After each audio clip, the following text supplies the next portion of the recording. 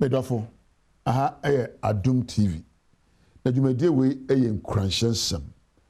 Me am tedwa mu amedi dwumadie ho chiame. Edi am jeso Apostle Dr. Nephritis. Ame na ase se wo de wafidi ato na de ya wo hwe mi. Ewiase dwumadie ba won nim die ne nyansa etachiri. Me fa so fa driver ni, ofa nurse ni, ofa doctor ni, sira ni a o suahunu nim die ne nyansa. Enso abrabo ayebu ya mimisa se wan na akwa babo hu school ade bubura. Ye nyina de esuafi enkwada abremu ene bubura. Na na de ye be fe nyansa ade bubura akwan. The kind growth begins the moment you choose wisdom. Personal growth begins the moment you choose inspiration. And personal growth begins the moment you have action. When you do away with the excuses, the fears, the blame games, self-doubt, and do what is needed on pathway of wisdom. Abrabo ayebu no. So nipa betum ponwa. Didi ka unye nyansa na esuahunu ne ntiase. Eni nimdie. Toso mienu unya empo enkuranhye se wa behye ohun nkuran de nya demu ne ahwase mu. Na mpo watuma na muntuo a ne nyina aso eye ne apo ne de safata. Na wajai sabe so bobo. Na wajai sa wo kire nsem nyina mu de enti anteme nyo. Na wajai sa anje di honhom se bia ubu ho abo mfia. Na empo opania emre na wayo. Brabo nye betesa. Woni edin kunim no afrosane mu ekobremu hwiase eyemfonso bebre ansa wo hu de ese woyo. Ti baba ye bui no. So person abrabo edimu na ekọ animu a. Nyame ka chon say rare growth in your life require confronting the truth that come with learning to do the difficult things. Learning to do away with the excuses. Learning to do away with the easy, comfortable life. And I'm sorry, many are. I'm here TV, I can't number 2. Now, where side, you name is so pronounce. And I paid you. Say, a dear Gokakra, now cry game. Yanni the Bubra. Abraboni now sure, and I mean, can say, Yan son, who, and name dear. Abraboni now sure, a so be show whom crying, and Mara consider no however. Baboni now sure. Yes, so between a muntua, excess of wapo, na wabrabo edimu, na wasusuye so asafata, na empo watu kwany ewa abrabum. Abrabo wa omo obia, ebeko yi anapa, ebeko ewia na nyumre. Den nyina aso eto je wankasa. Abrabo ni obi nsam o, abrabo ni o maame ana papa ho, abrabo ni teacher ni bi ho, abrabo ni politician bia ho, abrabo ekura ho. Bibia enchiaye di achia nyansa adodo ogu adwen proso o kranhye dodo ade hye ohun kran ene nim dia wo ene na muntu a wotu na pane ayo yan abusua ebeya efine da ekoi me ka kira wo se bebi anyansa nim dia wo bi akopa bi emfa brabo ho na nyahunu se brabo aye bu ene mu no kwa se da doctor ni medical school ko sua se da papa obi yemu a oye operation no sa na wo so betimi ayo abrabo mo operation no idea enye free mu na de aye na aka ho no abrabo yi de enye bi ni bi excuse e bi blame game e bi fear doubt anxiety stress e bi sabe steps have take am for bibi ambrawo now what odi na manyina wa yi for abrabo mu no apede sefata de nyansa de enkranhye de ana muntuo papa na de abubura nyame nhira wate onyame ma onim de o ma nyansa eni suahunu a abrabo be fe e wonyame anim na ento ase na otwe bekwe no na abrabo e dadanse die ama onyankopon se obo se de so na be de se fata edimu onyame so enkura abrabo no hye onkuran enyina okoa no na di nkunim na onyame na ma na muntuo papa e di nim die papa ene akwan papa bebrewo mpabo amebo wanje so ame je so e onyame nhira obi a wo Adom TV a enam no so adwumadie ba wo fie mo mebodi ameche mo kakra bia Godwin and hear me camera Isaac lighting Frankie and osmosis air sound and I make direction there Sarah Kojo Richmond one appraso ni abrantie wo fi me krom nwen so na akọ mana appraso ɛna ima appellate saa na yɛfrɛ no ɛna obiara ɔwɔ editing MCR floor management in fact executive producers nyinaa nyame nhyira mu nyara wa nya amrɛ hwɛ ne deɛ nyame de gya wɔ ne sɛ wono onyame ɛntina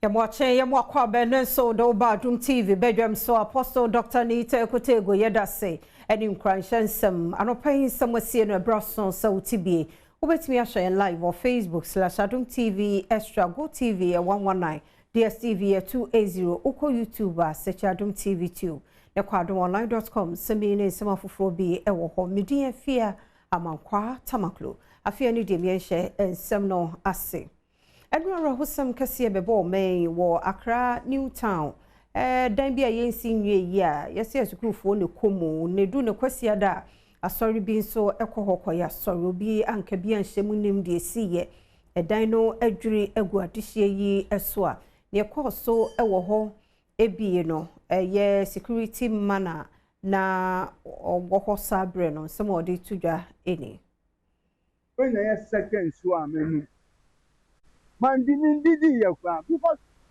me dwani me pot me bibia me ya dwani was so kwa me was me on pot 3 was off me was dwani a master ya try me can me toy dwani si o me was sardine geisha omo gari bibia maseti ni na askata me was fine me was bibia amia buo tesia since I didn't see a Ghana and command, and this time, my boss and you said 4.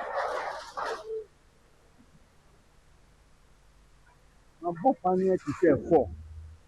Wow.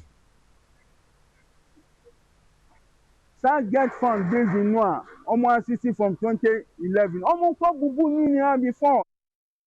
Nti we no yara hosama akoso wo Newtown asori anase building a ebu egwu no nadmo pani so ekokopie ho no nso nsomodi tudwa eni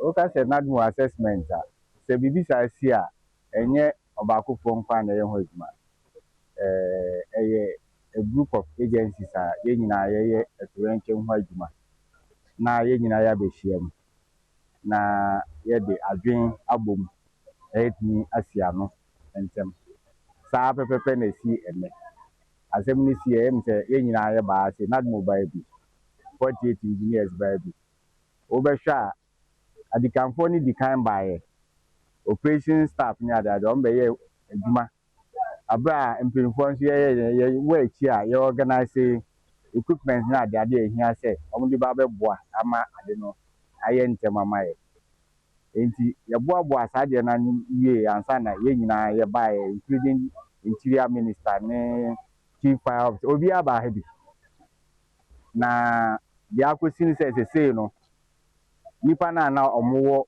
dan mu a e collapse ye yetimi ayi omu nyina afi sa collapse building unfortunately out of nipa 23 no emi say nyansa de omu afi omu mpa na nipa 20 na yetimi ajo omu nyina wo hospitals police hospital 37 Etinadmo penny na yete no enkano na yebekoso ani agina mo frisesi ye no mpanifo ahodo okokopie mu ho enkramanta mi mo swafo mame Linda Oklu enso ko ho sama auditon centralfo anim eni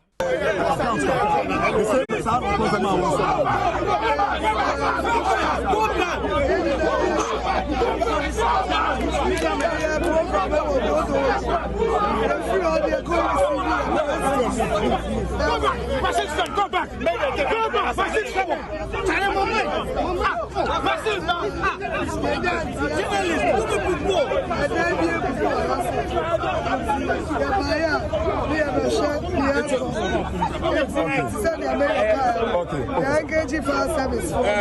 I'm on my rundown, sir. So where you go for 60. Okay. You're born a moon pie, sir. The close of the day, I'm on my car, yes, I'm on chapel other side. Martin, Interior Minister Enso Ra Muntaka Mubarak Enso Mohammed Enso Ekokopie wo ho ono so nsamo de tudwa eni. So far, information that have been cross-checked, double-checked, visited all the hospitals just to be sure that we don't give any information that may be far away from the fact, as we all know. I mean, it is very difficult for you to be able to tell how many people were in there, but at least with the cross-check from the police, from the, sorry, I forgot the ambulance service. The ambulance service and their team, I mean, they've been here the whole night. I mean, and they've done a wonderful job. We are really very grateful. The media, yourself, and everybody that I may have forgotten to mention. We've gotten the fire service to do the count of what they were able to do. We've gotten police to do the account. We've gotten NASMO to do the account. We've gotten the ambulance service to do the account. And at least we've put all the information together. And what we can say is that there was a total of 23. Unfortunately, we've lost 3. The 3 that we've lost are a male and 2 females. We are not able to tell names for now. And thank God, 20 are alive in various hospitals. We have police hospital, the 37 military hospital, Mamobi, and a private facility where we have all these 20 people. Out of the 23, the total number of females among them are 14, in fact 15, with 8 being male. Out of these, we have minors that are 7, but those who have lost their life, there's no minor. Na yenko yento asansam no so na owura bia nyame adom yetumi yi ne dihye free mu no said ohunu se ne dihye ne de wato na nanom nsia do de no so course wo ho eni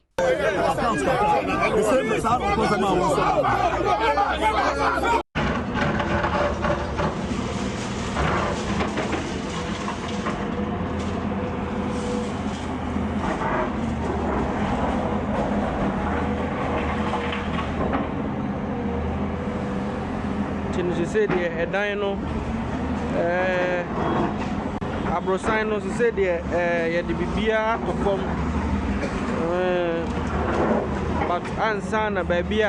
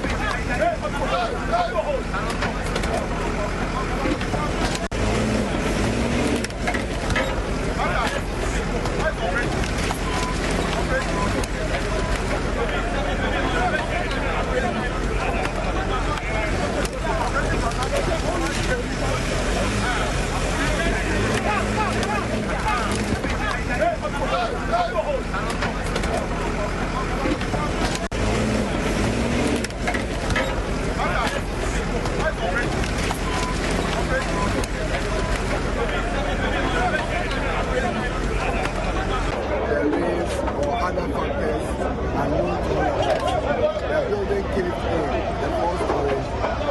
Currently, there's rescue operations going on.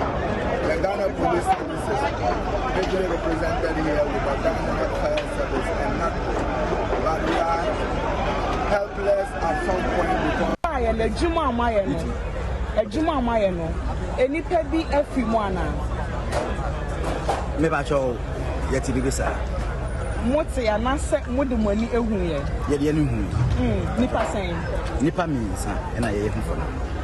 Omo national mo nkwan. Omo hu. Okay. What National Fire Service dey ma mimbi sa ya tete ebi se omo yi nipa 12, ebi se 13, ebi se 14, ebi se 15 specifically. Any part of do se na mo yi omo.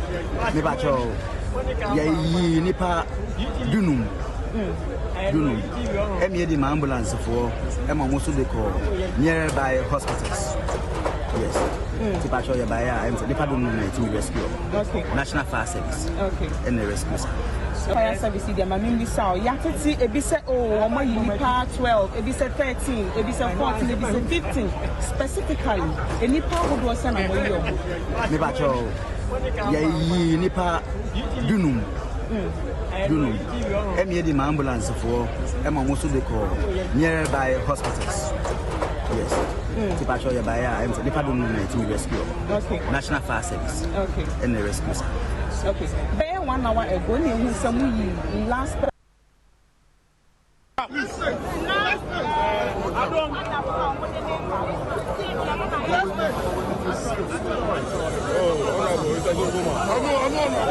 Masa, Masanya, Musa Kekena, Kekena,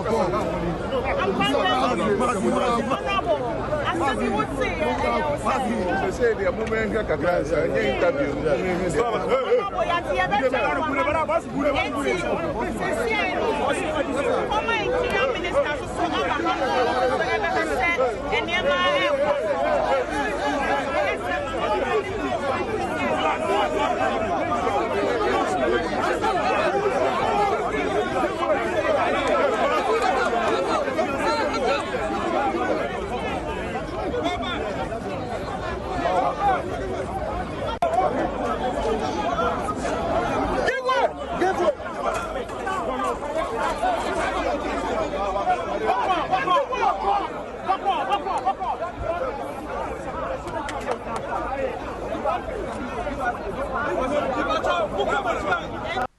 Enti ni akoso ewo ho eno no na yete anaye hu ise owura ohwe nwumasua so Haruna Idrison so ekokopie mu yenti kakra ono editudwe.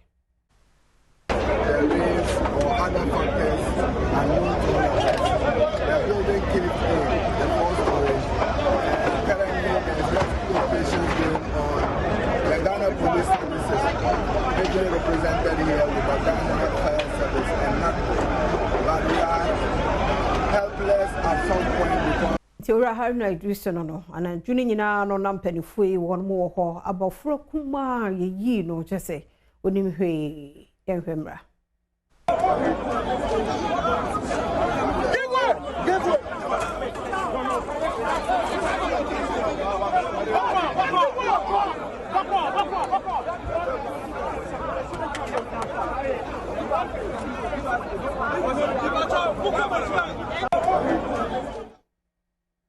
Enti yenhwe sede na dan no so ete ansana edwirego enti edan no eni Newtown edan a esi honoma yesi eye school dan na ase no so du kwasiada wormo ekọ honomo ekokosom no na yehu se eda hoda no na kwasiada Palm Sunday yeshum tuntum nyame ye mane so no arahosem kase ye no so esi ye no ewie ye kura no sede atorenche mu aboafo nyinara eni adehye wo mpotemu ho nyinara nsantwefo nyina de enwugi mu no ne akwakọ wie nso ho eni abudoza na ayiyi hono nyina manne dan no nyina ejidi yese yenye obia ebiemo yehwe no nso emra aye na juma amaye no enipa bi afi mu ana Me bacho yeti bibisa.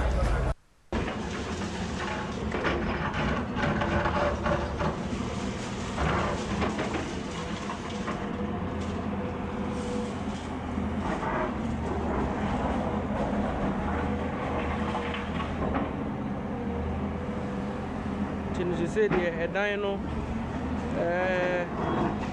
Abrosign also say the Bibia to come. But Ansana baby.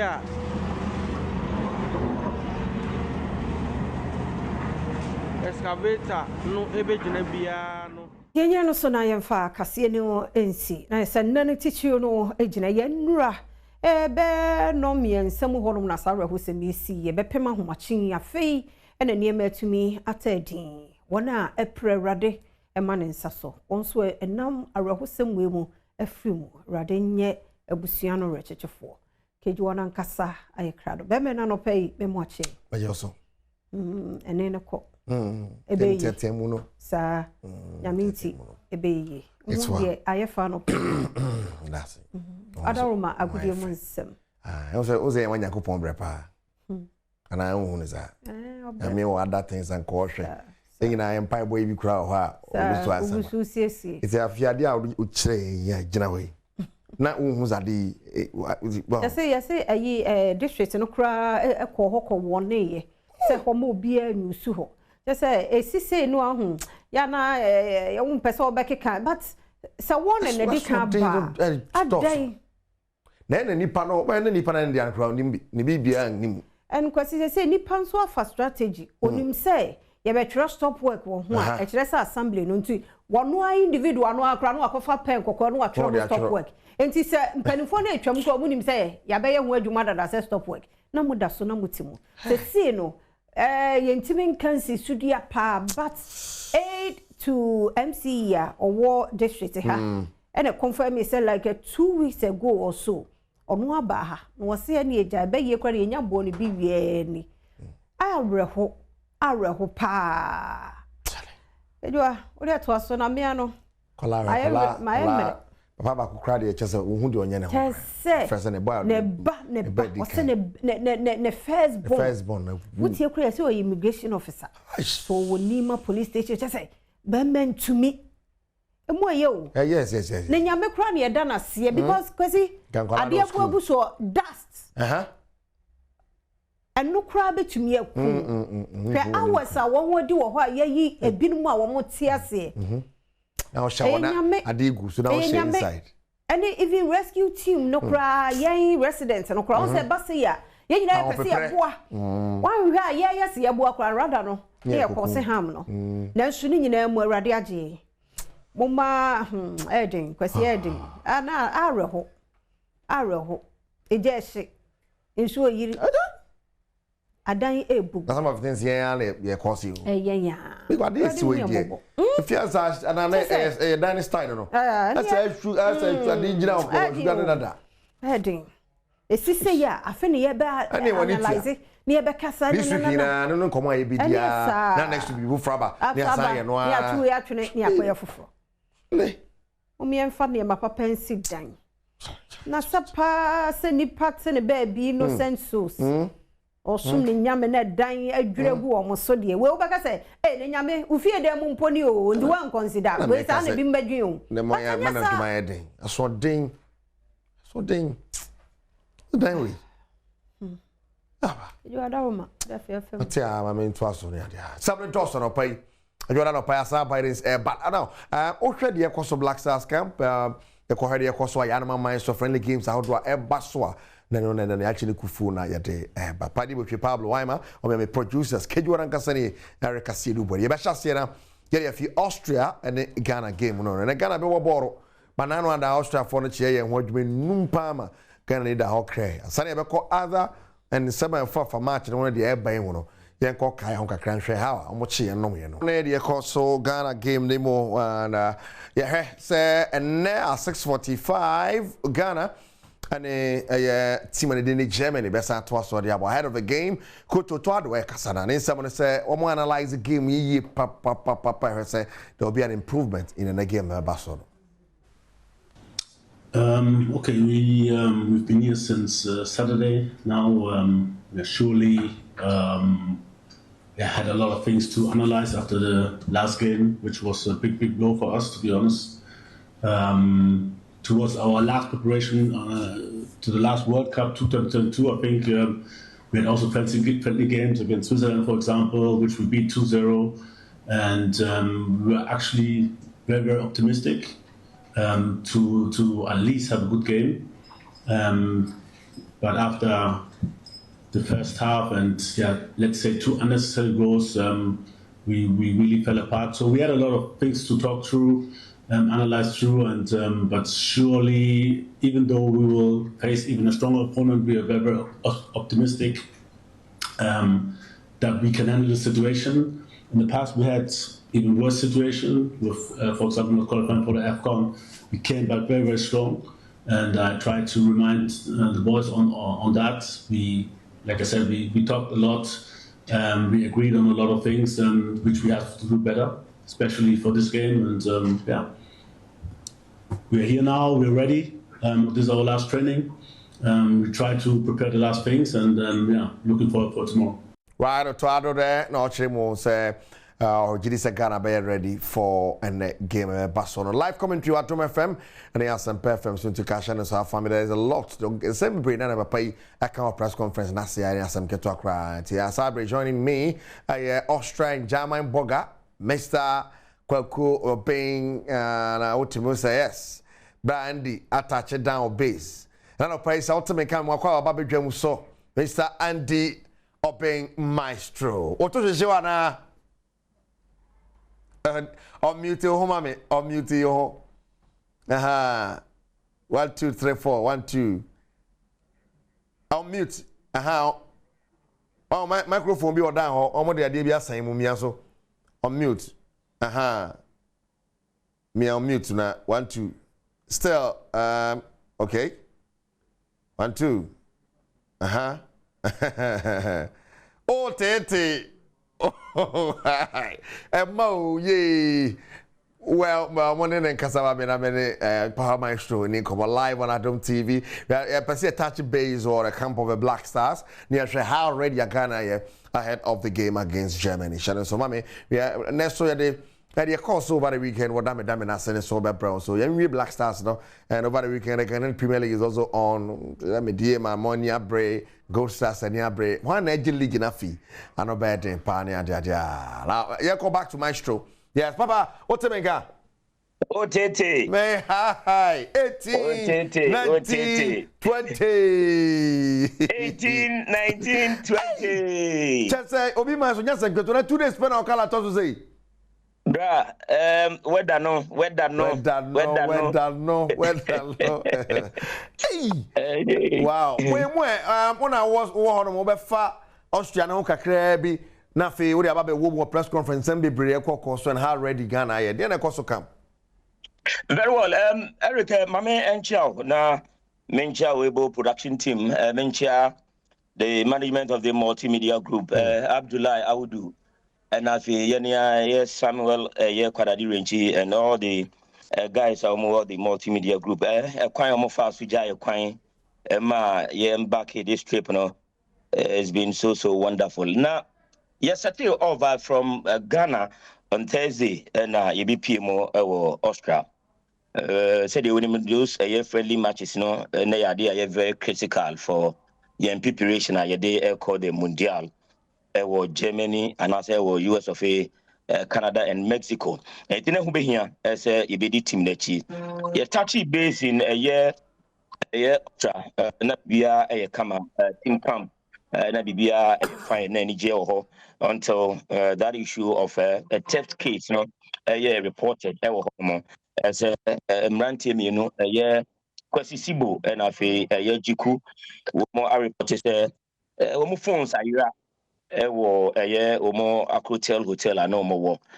If the story ni a breaky up na ahibibre among for say robbery and also blasters come. Don't forget a 5-star hotel visitors be na that be and I say empa a hotel hormone now so be juju mo and my share kaka my to anamon say be checks and double check of the story na abreki on the social media space Ghana so ajia tuma obia edi ho enkomo. But the truth of the matter is that yes, Kwesi Sibo phone irai jiku phone irai, but the link among for a link that matter to Benjamin Asare, no, and me finding it very, very difficult to understand because don't forget players no ever camper almost at the 2-2.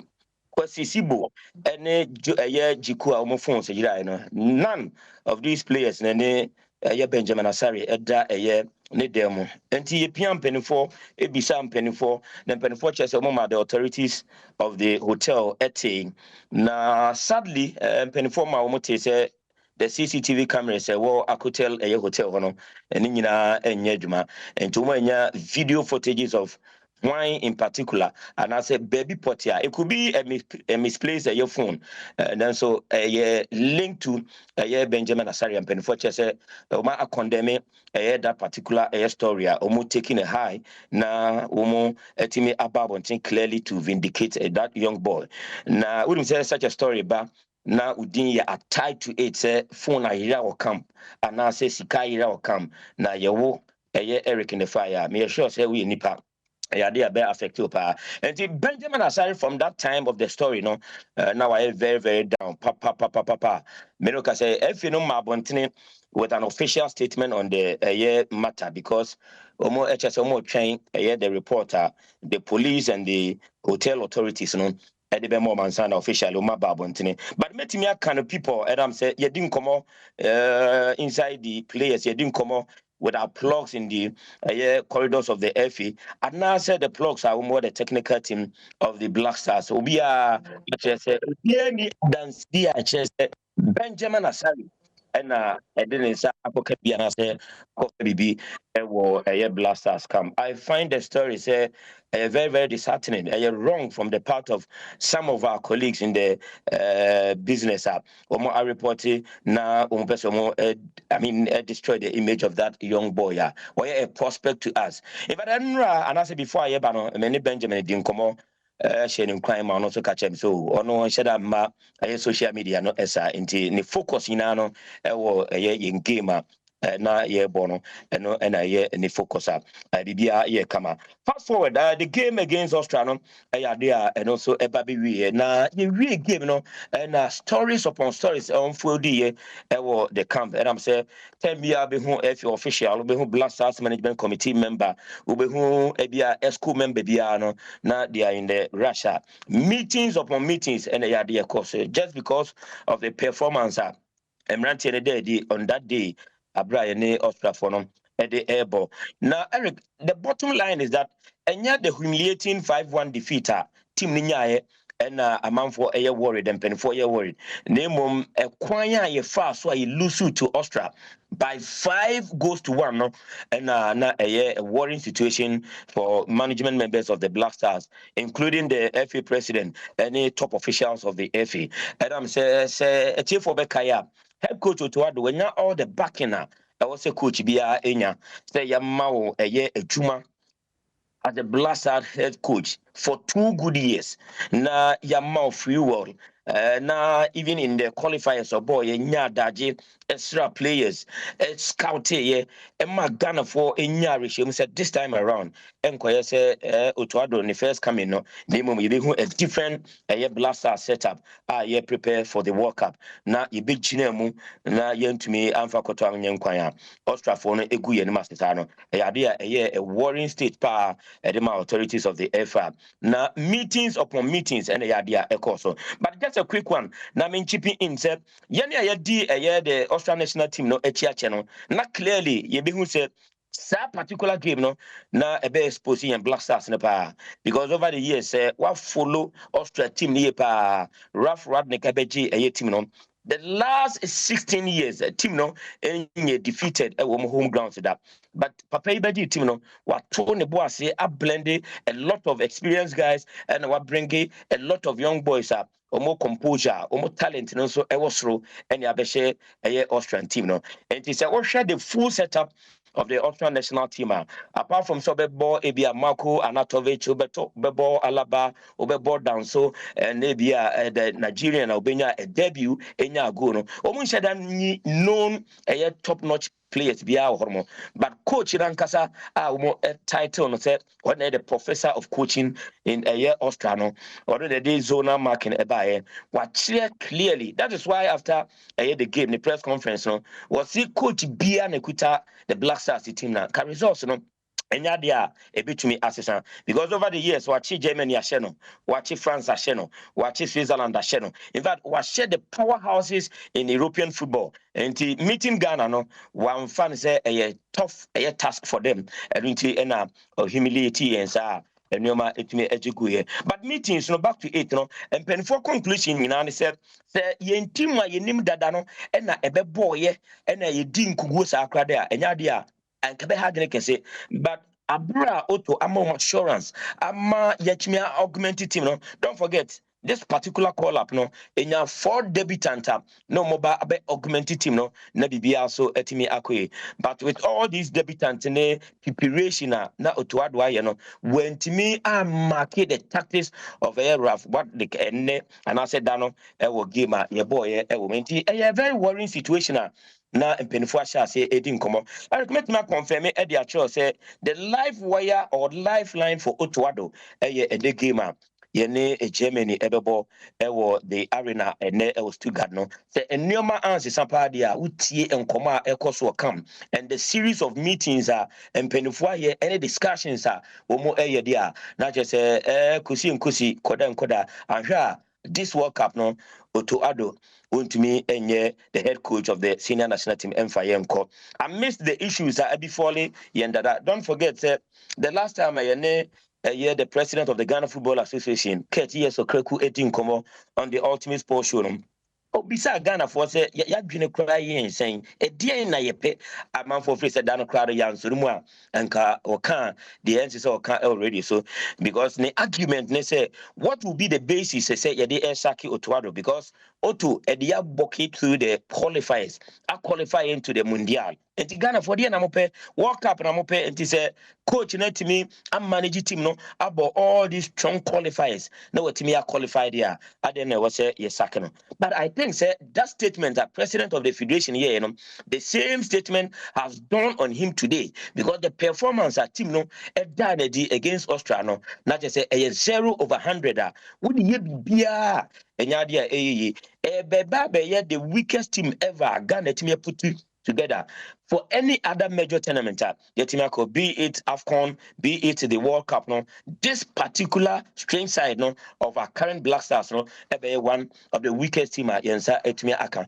And I have a matter of worry. And in Penifo, in fact, that's journalist, na Penny Biafro. Office coach be in the bar a year, a be a ball, Tom a year Saintfield Dean, a be a ball, a year Ragragi Dean, a be names we bring echo. In fact, we are told that some of the top officials, I shall say, getting in touch with certain coaches and who didn't come up because most of them are women who didn't come up, attached already. A binuma shall say, convincing certain coaches are on face, Japan, there. Na decision, no, eba, as a Yebija Otuado Choir, Omo Ebema, no appointment to replace. Otuado. That's a discussions no aye bebre enti double silencer yenya 5-1 humiliating results and matters and so enema aye player issues are ni nyina ekoso enti that said for the Austrian game emma ye wrap it up bibia e ho me be pm Stuttgart. Now, your bar Stuttgart, no discussions no guswa ekoso. In fact, in the street of Stuttgart, ne de one Ghana nibia kasa a din baako pe and a do man say a din na ekipi still Otuado as our head coach. The Black Stars of Ghana and Penfu to me enya hu bibi na into me and sakeno. Now and Penfu engaging Otuado na engagement thing na say they are giving him this game against Germany now on fire and Sisa and Yoma and the Black Stars. Confirm time my Ghana Germany time bang. Ghana Germany 8:45 p.m. here in Stuttgart and I say Germany now 6:45 in Ghana. Wow. And a game no ever so happen. Are we going to see changes? We were scored at the board against Austria. I don't see changes. It is unlikely, and yet likely because I'm now had the final training arena now. It looks as if say Otu go with the same squad or they start against Austria. The changes, baby, Benjamin Asare will place a Achizigi impose. Apart from that, the starting lineup against Austria difficult. Per the Enra training 15 minutes yetimi as a central for me. Sure say go with the same format. In fact, the press conference ye be saying about the tactics or the could game, okay, say already on share they need a specific target tactics or the eco game, they monitor the tactics of the opponent. Now they will pay antidote to their tactics. Right, Merasi be brave. Also ye my and you may Juma ho tete anasa oh hi. Me hi. When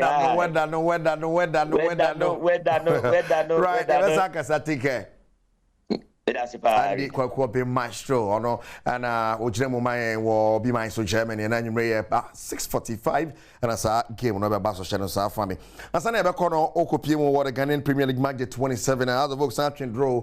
Hey, Zediad Rosso, dear boy. 2-2 nominal Federal Blacks, boy, Gold Stars are up Peli Gadje, Karela Bonacam, you know, Medima winning 2-0 over 11-1. There's Koroko, Adriana 0-0 on the table. Okopimo and SSA, any other results, of course, out of lines also there. Say the everybody who power and my table near Asania on top of the table Medima or on 49 points say lead Bibiani Gold Stars of 48 as I got call 43 House of Folk our 43 Adriana Tosunum and the Susad 11 wonders Hohoy become Chelsea area ewa sewa enya some get to acquire t-shirts of family in games how draw course across Europe and when we say international breaks games with Brina and across England England group of Uruguay ball 1-1 Brazil ball France 2-1 Belgium and USA we send the share will be the 5 and no more a yeah it's a was man but you ever and you mess your best but on Sunday back over the weekend na the grand finale of Adom TV Juma Diako Faba Argentina haba be Adame Niwe no na ye very very interesting. Yakobo kum boxing na namra na entwaso. Adom Brands ede dame jumedie ofa etwato no kra ehhehye so ewo Bukum Boxing Arena na enya asem keto kra ede omanfo wakwadere ewo dame etuo mu efri omanyi atifi anafo apoye eni atoye ebehia mu ewo nkramantam ha akansie no ano ye din ye pa na ekowie ase no Evans Kranten a ofri enkramantam ha ena odi nkunim abrante eko simple etoso mienu yakuma ono so efri enkramantam etoso miensa ena osai kofi a ofri asantimantam etoso enan enkamfu a wode dwumadie no eba na wieye no na kyese Evans Kranten a wono ena Adom Brands edi nkunim abotre no ama ne se 2026 dame dwumadie no wadi mu nkunim feeling mom the hard pa me nya ni ze bo final we dey na dey ma me pa but all this me no me manage na me dey really me nya ni ze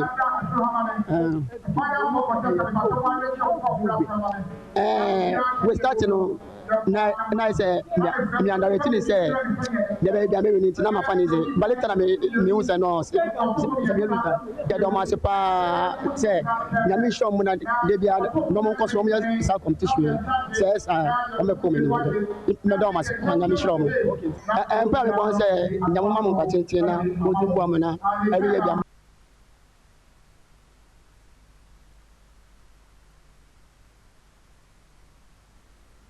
Right, live on Adom TV. Dame, and the Akona and the Cosso, who the Coco Subia crack. Oh, say na feeling wo mu pa ne ade Pablo I'm a Bernard Paributri. I'm a producer. Schedule and Cassani, Eric Asidu. Is a fiane brakwasi over to you. Yes, na yana Ghana for say. Oh yes. Yam free if you are massive. Oh, no.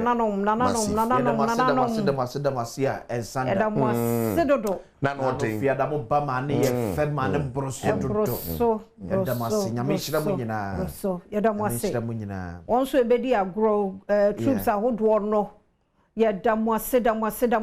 Emusuku hey, moya mani efu. That was beautiful. Moya mani efe, and Federal, ni so. What be showcase on near Mafri Pubs, no near dear. Yeah. Yame, and Yamunina, Kessia. The Mohri way who be a radiation one name. Now, Bukum Arena also, Yanam Penny for say. Oh, yeah. And I'm watching Kunya, swam the home my ye. ma ye di dwuma no kama e ma ne ye fe oh na akono oh na enemy first mami real bukum me apo okay me apo kama oh kama me na ka say be a boxing ring na nko oh ya da no be ma abudie kama eso e pa wona ko ngure international swimming pool yeah oh kama o ma ya de ke me yo mbe pepa ho no ni ade je se nso mo nyina ni muti onso be bu ho akọ ho na ho aye but we mu no omani mote yada mo ase ti no so yegyina so ayade eh enye ko si idea come a point there sama wie yi no TV no so fefefe but a chire no na anode pa ba ni nyina mu an show wo ho yeah de ehu no eye ne fe no bi ye no ye mu ntia na ye fe no ya mi shramo edi be mu na edi be si ne memene da edi si ne memene da obi oba bibia mudi ma ne yakọ obi oba bibia mudi ma ne yakọ no Ghana fo na le fufuo we ngaza mbetimi adi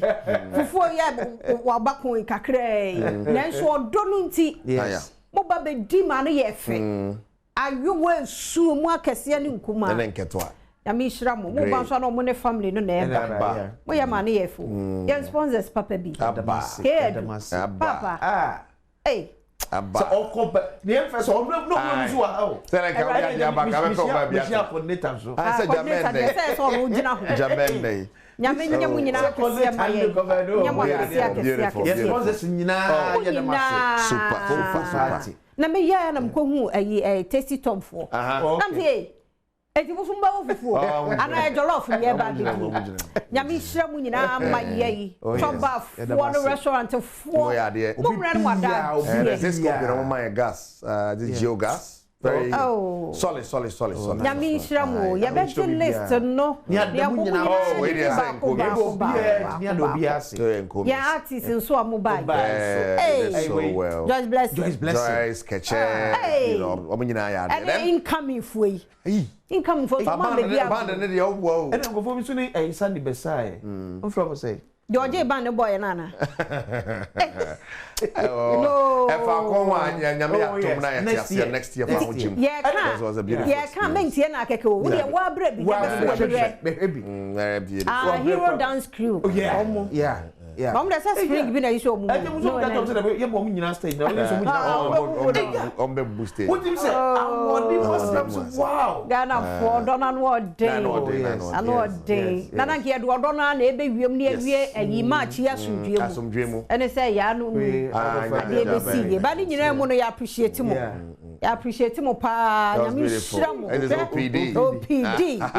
Nyame hira mo nyina Ghana for. E na dia chin mote enyum edi kan na ya seda ye de mamu ye bompa ye pa se mo ba ye nyina no free na yukrei made ton mu bibia be exceptional be exceptional go ja mo adwuma na mo ba ye bre o Saturday na no ko ni market day pa na mo ade anyame ye ne kwasi ade be chene kwasi ade nsu a already told go so just wa shira so cement ewie mu nyo fama ye that's great nyame shira mo Ghana for chire ne benche ye kan say obi send a message na kumasi ye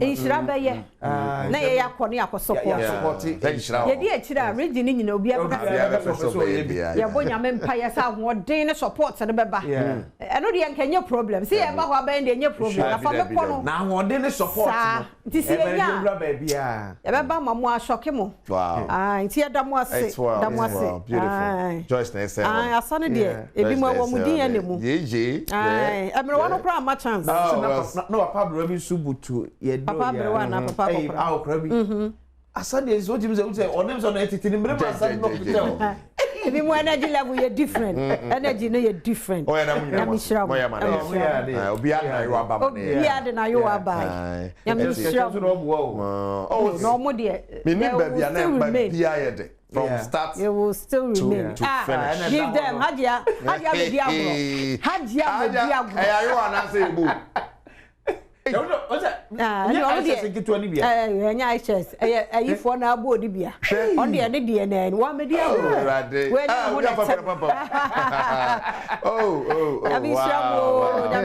Like if you it is not as if say yeah, ultimate to feel. Nefena. Say Adom TV. So na ya ba. Na mo ne yetwitwa no. Yeah. Peppers you trying now. Na fish no dey chen nipo. Nti odaga na nsuo bi no mo kodi ba. Ya na mo dey. Fish akese. I ready. Gas of vina cooking no.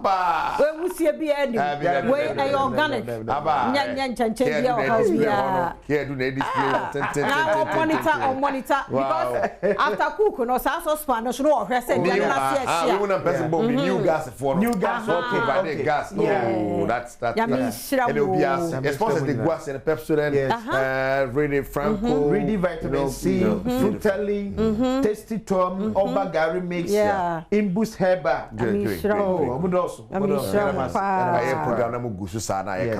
It's a high wave band. Yes.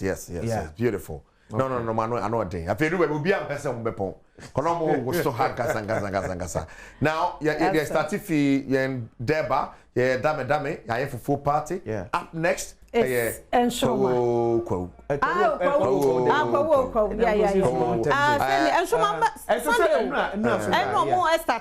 Sunday 3 days 3 days no stop entertainment. You know nanu we no ko fa ba yo that boy there is Tomboy and Afro there is Tomboy Afro and 1 man 1,000 also obewie anopa way or just here and adwe anopa that is the man Tomboy and I artist can rap father K7 Eljana almost so Eljana in the Eastern region artist of the year. Oh, okay. And I killed 7 year the previous year. Because you know never be say one year. I know about it. Yeah, I mean it's just what the new one remember. And your new one remember. Mama oh similar song.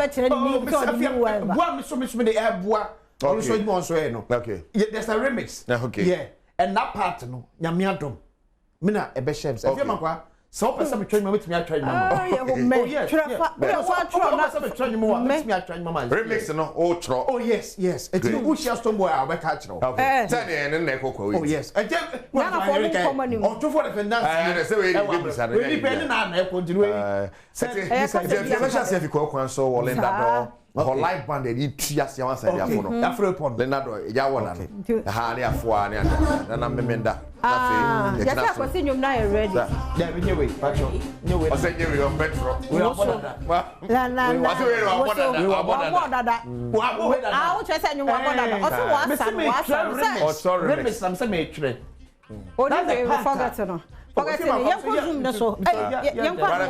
Saturday and you Sunday at this stage in the big games out of okay, Easter games, including the Campbell champion. Easter games. Yes. So, cooking competition, I hold over dancing competition, I hold over. There's a lot of 3 days. They Pino. Yes, I'm going to make a show. Yes, I'm maybe I don't pack in the whole popular. Yes. Montremen, who's out of my family. One try na bibia. Yes, I this stone no ban kwani be. What's you go see something. Yes. You go see something. Echo we bika. Mumra ne for dom na ya dear. Sure. Ya twemo. But bim. Nanu we na kwa ba yo. No ani jejireje. Kobede. Into the young call online so. Na ye be your phone lines ye Zoom no. So until kedwa the ABC. Right. Walk to us radio. Yes, you to us so wa ha. There be any fire no. Oh, child. Oh, Asambeni. Asem. Now alongside that we we share now. Oh, send there. I'm so we in term ka. Who asem be see was touch my coin no so. Cars me ensa saloon cars ne tipa trucks bi. I heard the why you know. Tiko se ba ko na dey say. E canto no. Say, Kale. You see you Eastern Abano driving na ma ro kokura mom ya je ni awi on see asa ba tie see awe Mas mama tie see chita hard dream we no grace security guard say e bona no pay na wo chire mo so no wote soro and do you go from na duane ni bibia nyame adom e grace grace anya ne bambo bi yeah ko bim bi shoot ma ni bibia ko kwan ya wa yo de nam say papa you know dey asase so near ma na also da na so kwan obetumi ya ba na o ka bibi say time nyina nsu bottle bi na na ekura no ono wo hwe oni di nti na no so hore ya na ro ho sam a papa dem say na aduane sam ne hia ne mo but kwan no wanyini ekomu de no kwan o say abọ ne mpa ne ye be say tu de yentie Nedwani mi pot mi bibia mi ya dwani was so kra mi was mi on pot 3 was up mi was dwani am store ya try mi ka mi toy dwani si o mi was sardine geisha omo gari bibia maseti mi na askata mi was fine mi was bibia amidia buo tesia since I didn't see a giant command, and this time, my book on here, you said 4. My book on here, you said 4. Wow. So get fund based in Noah, almost 60 from 2011. Almost what Bubu knew before, ever cost you Abu. Because almost here about get one there about 50 pieces so we go across the country. We fly a roof no the brain roof here. Enti no hosam na security guard no wo ho no. Yeah. Na kosam no de to edwa ye be phone lines no 0302 211 701 702 703 704. Ye Zoom no so ya activate. And it mean ye Zoom. Oh, it mean ye bia fachaye na Newtown building collapse, 20 hospitalized, 3 confirmed dead. Oh, Yehovah. Yeah, dear. I mean, whom more boating, Lucia Moncafra. But I feel quite a man, I'm crying, I'm yam to Shimacra. Ah, Sembe. No chance would fire destroy sessions of Uncle Wood Market. Now, Wood Market, the any a beshipa, and also a wasseven days, young color, Humbo, young Bochna, Madaruma, young Bochna, and Munina bet was so a walk, and I fear a black wire rejects planned airport reception over UN slavery resolution win. Black wire rejects planned airport reception over. Sir. BBC I said, "Can't we be about ten say Minister of Foreign Affairs for some person here Aquabas from Kodema. I'm a man for so born a chair say a dear Aquacoya. And on one penny. There be on penny different. Oh, okay. And a Minister of Foreign Affairs got me on about a black write up and say a idea of ministry on say groundbreaking maybe okay. Minister no if you are going to go yes special reception okay like a similar to near the ma His Excellency okay yeah but or say on pay ti omuntwa so and one so akofasa mofobia afamba or say lithium battery fire erupt at Rekusu da beno no ntina light no call off na it's very but I don't pay the cost to have you on Newtown. Newtown, yes. Now before then, no, you health tips. Yeah, sure. Director, health tips. And Nephritis. Nephritis. And who come up and I hear by video to test beer when in a hold it. Yeah, 5 minutes. Yeah, kwaba. Sisia.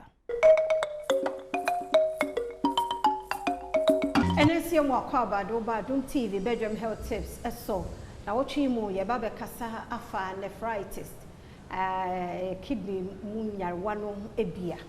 Tina watching more 5 minutes yenche fasedama endpoint homeopathic clinic.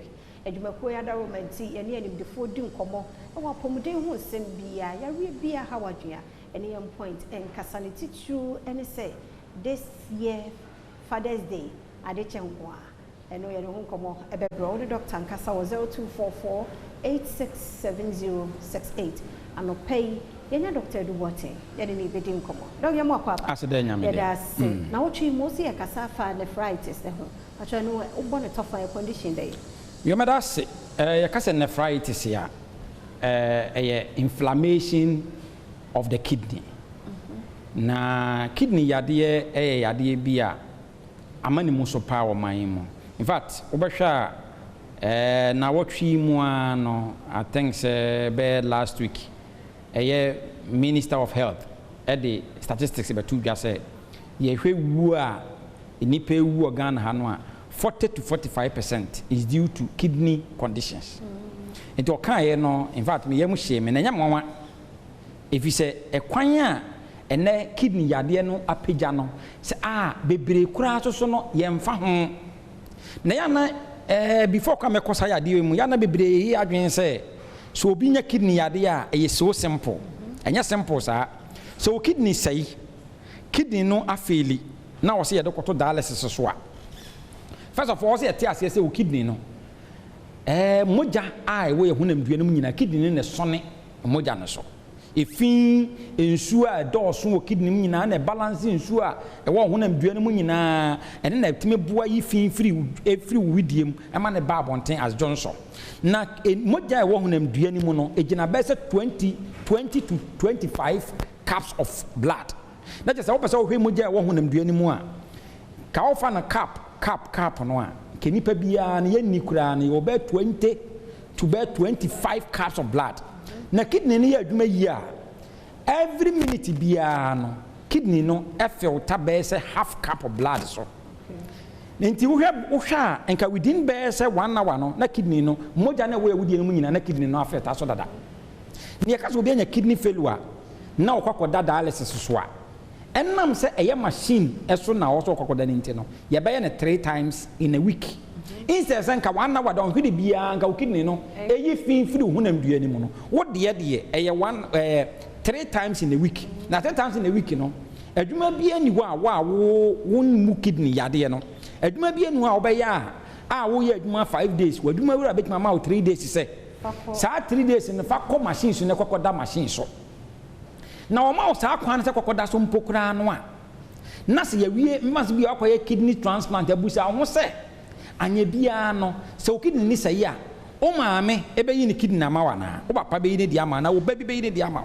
na wo yi ma wo kura no a anya bia no o wo sika pempem sa over $200,000 to $300,000 ya de kokoye kidney transplant no anya bia no busa ho se wo se sika ni bia na now was as $200,000 ni bi ana $300,000 ya ye de koye kidney transplant no a o wie kidney ni ye obi kidney ni ma wa o wie yo enam se eye foreign kidney ni nti no de obehu ni se obanuma duro saa ko isi oduma nkwa beje ne nkwa afiri wins obeje kra na afiri winsam enu nti bosome bia no wonya bese 5 to 6,000 Ghana cedis of kidney medication enkwa na ade abo kidney no a obi kidney na ya tudi ama wo no na wo de abo ho ban de ka se nephritis ya o se ye ni yepa ye ka se nephritis na je se wo kidney no ya obi bi wo kidney no ma fa se nephrons eti kidney no te se ka wo TV wo ho TV no azan yo bibi wo mu a on say TV no bo se TV no wo say hardware TV ni mu no yo bibi wo a socket e wo mu ni sa na mani nyina no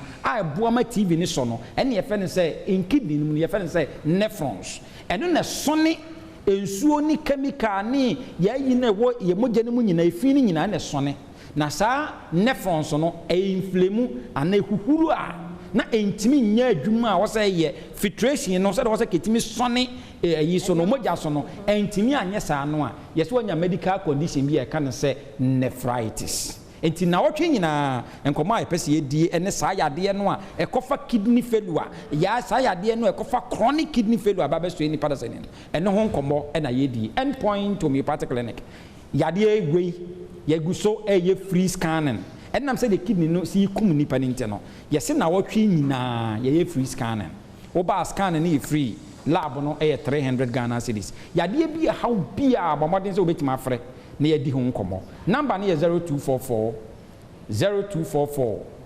86 70 68 0244 86 70 68 Eda Dr. Duboati asenti wo frɛ na ono obedi nkomo na wotwe mu nkomo eno no nto ochina nyame ya adom asa kan ye ho 5 minutes ye nche na ye nto so medi afia amankwa tamaklo eda se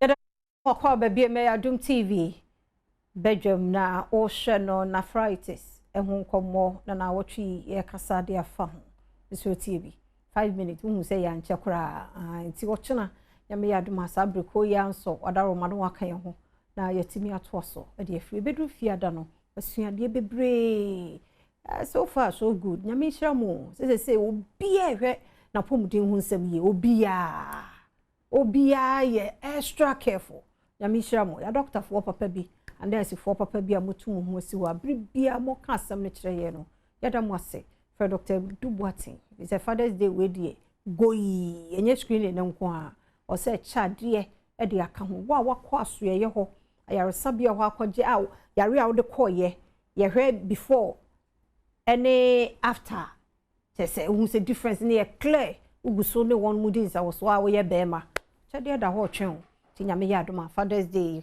Adom 106.3 FM ne M point enye screen nkeke ne mom adeche na dog say ode mamo for 0244 867068 0244 867068 Franco Trading Enterprise phones papa won fie ne ha o pe phones bia nkojina nkwanchen ho nto emebe wieche na ye kro no de no wakoto o pe electronic gadget bia nso a eye Franco e ho na akwa wo benya bia ye Nokia wo Samsung wo iPhone Smart TVs ye tabletop fridges wo your Franco air condition, your CCTV cameras, Nina being so ewo Yanko Franco ho CCA, Yanko GND friend 0246 422338 0246 422338 and 0555 939311 now when a Franco Trading Enterprise edi enkomo edwada no perfect fair adede amaye ne mum shanon so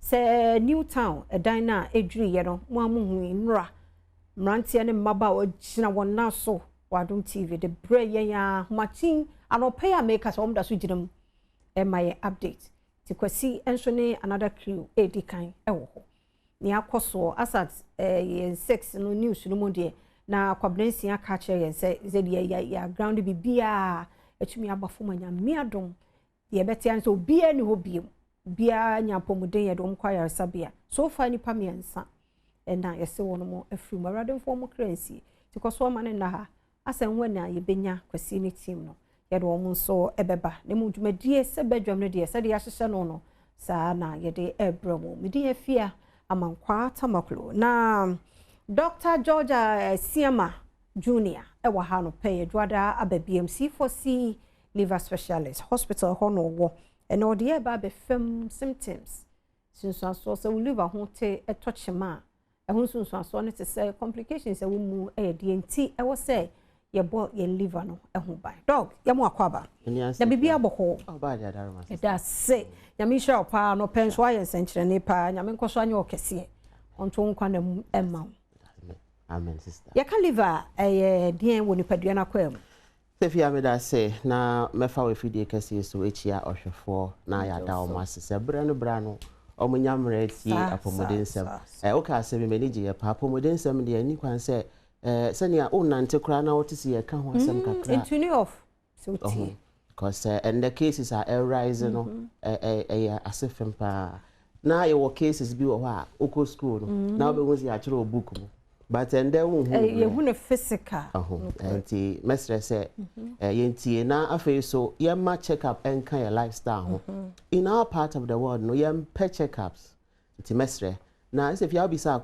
question about the liver yeah cancer liver now you see the liver is the largest internal organ when animal na organ kese pa when animal your skin but the what inside no your brebo no e pa cho your brebo no a very important organ yankopon dia mayen say ejuma die bebre about 500 plus on your mayen mesrel ye didi ye nom ye fanro empokra no ye de neoma asrasra ye ho ye de neoma ekoye widie no bebre ne nyina no ye brebo no na gimayen nti ye si owo de filtration function tese oboa asone ye moja no so efia hodo e ba moja ne mu no ebetene mu a in a long term itimi say ye kidneys etimi essay yenti no etimi say adwen no enti ye liver no wo say ebeboa na yi saa afi ni nyina efri ye nipadua no ebiom ye hia proteins mesra proteins no na boa ye ma ye build your muscles ma ye mpo ye lusu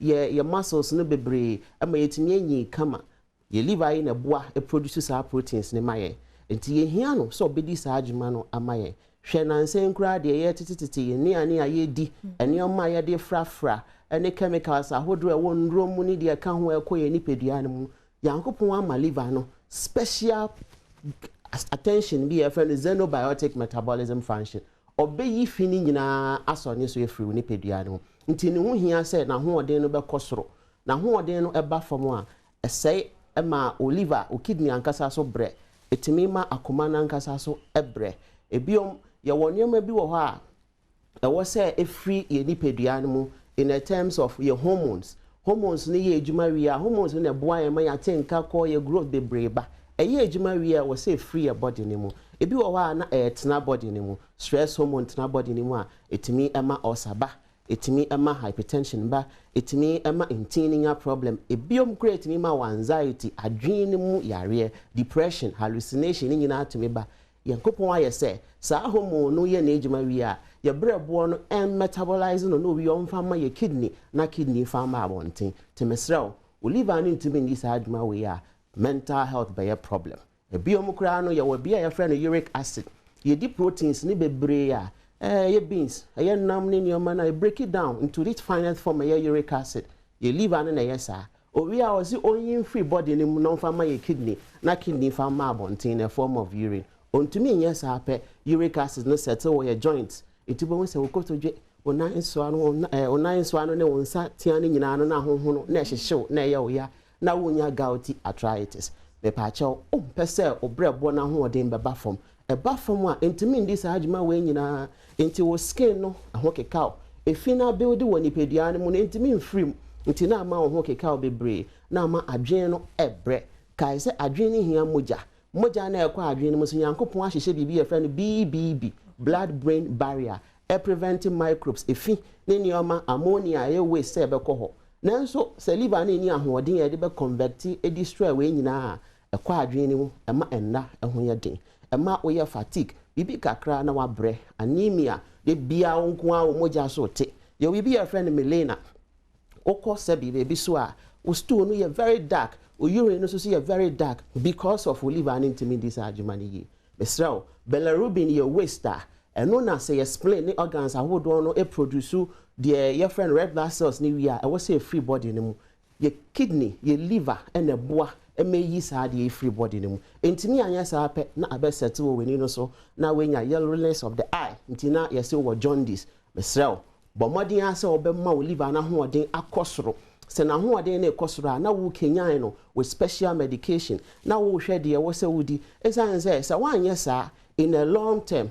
Oliver no timi ma wonya fito hepaticus pacha ofacha me ba no kire se utimi nya enum ka bi yes enum ka bi kase bi timi ba oso a sebi a combination of garlic any sebi kosua asay e ba sa ya affect wo social life bebi a obekọ bia no kasa na sebi odofo wo konechi mesra Oliver na ho odin no e wo forma eboa mpo ma nsuo gina oni pedua no mu ya kasa Oliver no eboa produce protein mete se albumin protein ya transport protein eboa ma hormones ye ejuma ebiom eboa ma ye oncotic pressure eye balance sa pressure no na eboa e ma nsuo ntimi ngina oni pedua no mu se proteins ne kɔ fom pe pressure no so ba fom nsuo start say ngina oni pedua no mu onai tatai efro efa ni pedua no nyina no mum obesɔre bo se weni achi amama so bebre na edi ohaw ebeto fie no etumi di ohaw kra ba e ma akoma no potumi ye kese liver no e wo special product bi o produce fa no nitric oxide eboa e ma your blood vessels no biebie nti ye aye wo hypertension stroke uhia sa nitric oxide ne biebie o blood vessels no na ma moja circulate ye nso a ye wo eye diabetes stroke say u treat diabetes a hwe liver that glyconeogenesis function glyconesis function obe store liver ni bi obe store sugar ni bi ama on long term we boa na wenya ho ahoden na sugar na ba fom mo ni pedua ni mu no mebo modin ase ma liver na ho odin no enkosoro ye aye treat infection bebre nti wo ho bo so treat gonorrhea syphilis chlamydia ebi kura na ye license planus infection bi about skin no nti bo so ho keka ebi wo has o skin na say eczema bi and all those things no strong and healthy liver or what the friend the immune function kai say liver no of fast cells these are special macrophages and yankopon dia man say efi bi a microbes virus parasite bi e betena ni pedua no on chichire omo onyi omo free body ni mu se unya ahoɔden wɔ obrabo ni mu a besrɛw ebeboa ma organs ni nyina etimi aye adwuma ye na saying the entity about kidney no kra no mesrɛw a se mmɔden ana ma liver no ho hia na oni kidney na adwuma no enye ni ye na how bebra eba chronic conditions no aba from C4C say ma wonsanka livoton ye draw an waso e dia badwa so e free man India the eye ne say Kenya obrabo na nyuma ya bobo so nyina brabo no tumi di ye na mbo yare bi wo mu a aboa a resolve no so obenya livoton dia na C4C liver specialist hospital are dominant here all over Ghana and to some extent some parts of Europe ye gusu so aye promo no so ye adwuma o place order our number is screw TV no so abia wo bia no ye be free delivery at the amount number is 050 0040331 050 and I Netherlands number no see plus 316 879 85584 C4C liver specialist hospital yes so liver ayo unkwa ntibomodi ana shanede once treated forever treated and open do bibiase yes here that say Dr. George Siama Junior na yete no enkano yenkomra na yeba ebetwaso yenkodi ani kakra yemfasa release stress no mu ni yare ni nyina ntumu ai die hyase de a Yelenda do ye be fro be pono yakwa wie mu ewo ho na nkomo we so ehuhia yaji ani ni ekrakra osika no bi na ye de ye nyapade se be ya daach no ye benya baby panso e de yeti ato nti heart builders for na abaye obapa Eunice head of marketing emejumekuyi waba ode e ba bedi ho enkomo mu de omutonsa asisi dan tontonsa se ho niema adansi ho niema nyina obapa no peye mu ache na bibia bokode adwuma mu kosai adwuma mu kosai obapa adwuma mu boko nya distracted enkoya ni mungo heart builders we are the future planners no and then the first time will be 80 din okra the mu hodansi a kire ye se be ya by the time you be you know no bi gina wodan na chi ebo with us me fa cha na pe de mi chia na mi chia adofon so a ehwe yen anape na anape de se wuti yendin a ye frɛ heart builders real estate na wo hwehwɛ yen a baby a ye wo ewa ashaiman kro kakraka no baby bi e frɛ ho kaketo ana old Mandela Park eho na abeba beto yen se ye wo ho na ye di edwumadi se ye ton nsase papa manso eni ho ne yensuo ne akane a eben de enwuma ekuo ahoro ewo ho recreational centers nso ebenben na afi langas nso enkobro na ye wie nso a ye de eho akade aka ho na pese wo si wodan nso a ye betumi aboa wo esi wodan no se mpota asase wo ye ho wanto wo ye ho ye beboa na wasi wodan no enso na me de twam de na me ninkan enka se Ghana manta ye guso aye di na watwi ye ka Yesu amane hu no ye guso awo ye promotion no emu ye promotion no eguso de ya 32 weeks ni enti se afe na wote ye nka promo no ebi ewo ye nsase no ba bia wo na mebuboi ebi ewo Tekwame Anes no me pacho ewo Shy Hills Kwantimpone so eye aflawo kwan akosomo ekwan na fe anase efienya kwan efienya de em se wonim ho enti wuti efienya efienya pe na wo Monkey Sanctuary ana Michelle Camp Gate training school no unya apa ho apa na chese Monkey Sanctuary ende ekwan a wona ema ende na nkasa be na kwan no ho unya afie ende ne ho pe na chese wo koya nsase no eso ewo Tekwame Anes eye promotion land ye wo bi nso ewo dawa eno nso eka promo ne ho enti dawa no nso ewo aflawo kwan no anadan ekwan unya epa Central University Dr. Mensa Otabil the school pon unya pa ho a pass about 20 minutes to 30 minutes time no na wadu dawa eno nso eho ye kama eho area no ena eye proposed site for airports nti me pa cha obaji bi wo ho a ebeboa promo no ne bua ye 20,000 Ghana cedis minim say wuti ni ye 20,000 pe the 20,000 obi dey year lunch Ghana month obi dey year ni hu ye just one day fa beje japade de man so ni hu na afi be wu sika so mpo amount promo de no eno no ye 20,000 Ghana cedis 70 by 100 the plots nti wo ba se wo pete kwa me anes wo pedawo na ye twa promo de ni bia ma eni kasem ene se month we ye Ghana month na yen see wo odi ni birthday enti yen sa sen kae na enye promo no eno so oba betobia busumi ye mu aka o chena pani ye fimu unya betobia ye 3,000 efi so e de amount yen bo no ebi eye 30,000 Ghana cedis 35,000 Ghana cedis and 50,000 Ghana cedis.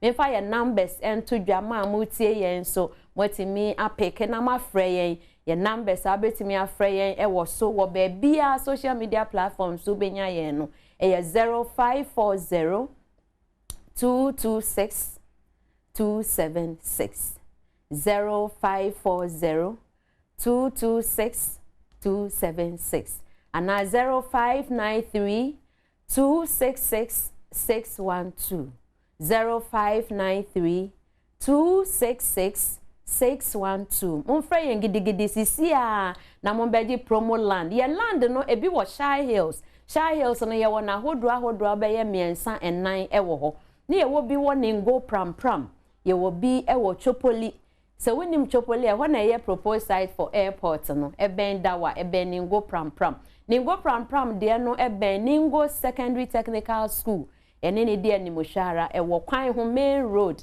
a efim wo pram a eba na fe Chopoli de no so mede nkan ka kire e ho de che say airport for ma mo pese mo ye airport residential people no ba cho momra ho mombra na mombeji bi e wo dawa e ye promo de no sikatua mo no promo de ande ye tua no outright 20,000 Ghana cedis asasi mu 70 by 100 so between the esi abro san be ye miensa enan e wo so wanya full now per half a promo de no 10,000 Ghana cedis fabeje half plot ye wo 35 by 100 wo ho ye wo 50 by 17 so e wo ho enti wo penu bia na se wonya bi nipa bia wo bo bra bia se wonya asase e de eto ho e bo wo bra wusi wudan wo de ye japade wo de hwe nchirima wo de boa wankasa wo eno nti wo pe bi dia eno ana ya ka akire wo no wo fa your numbers e wo 0540 226 276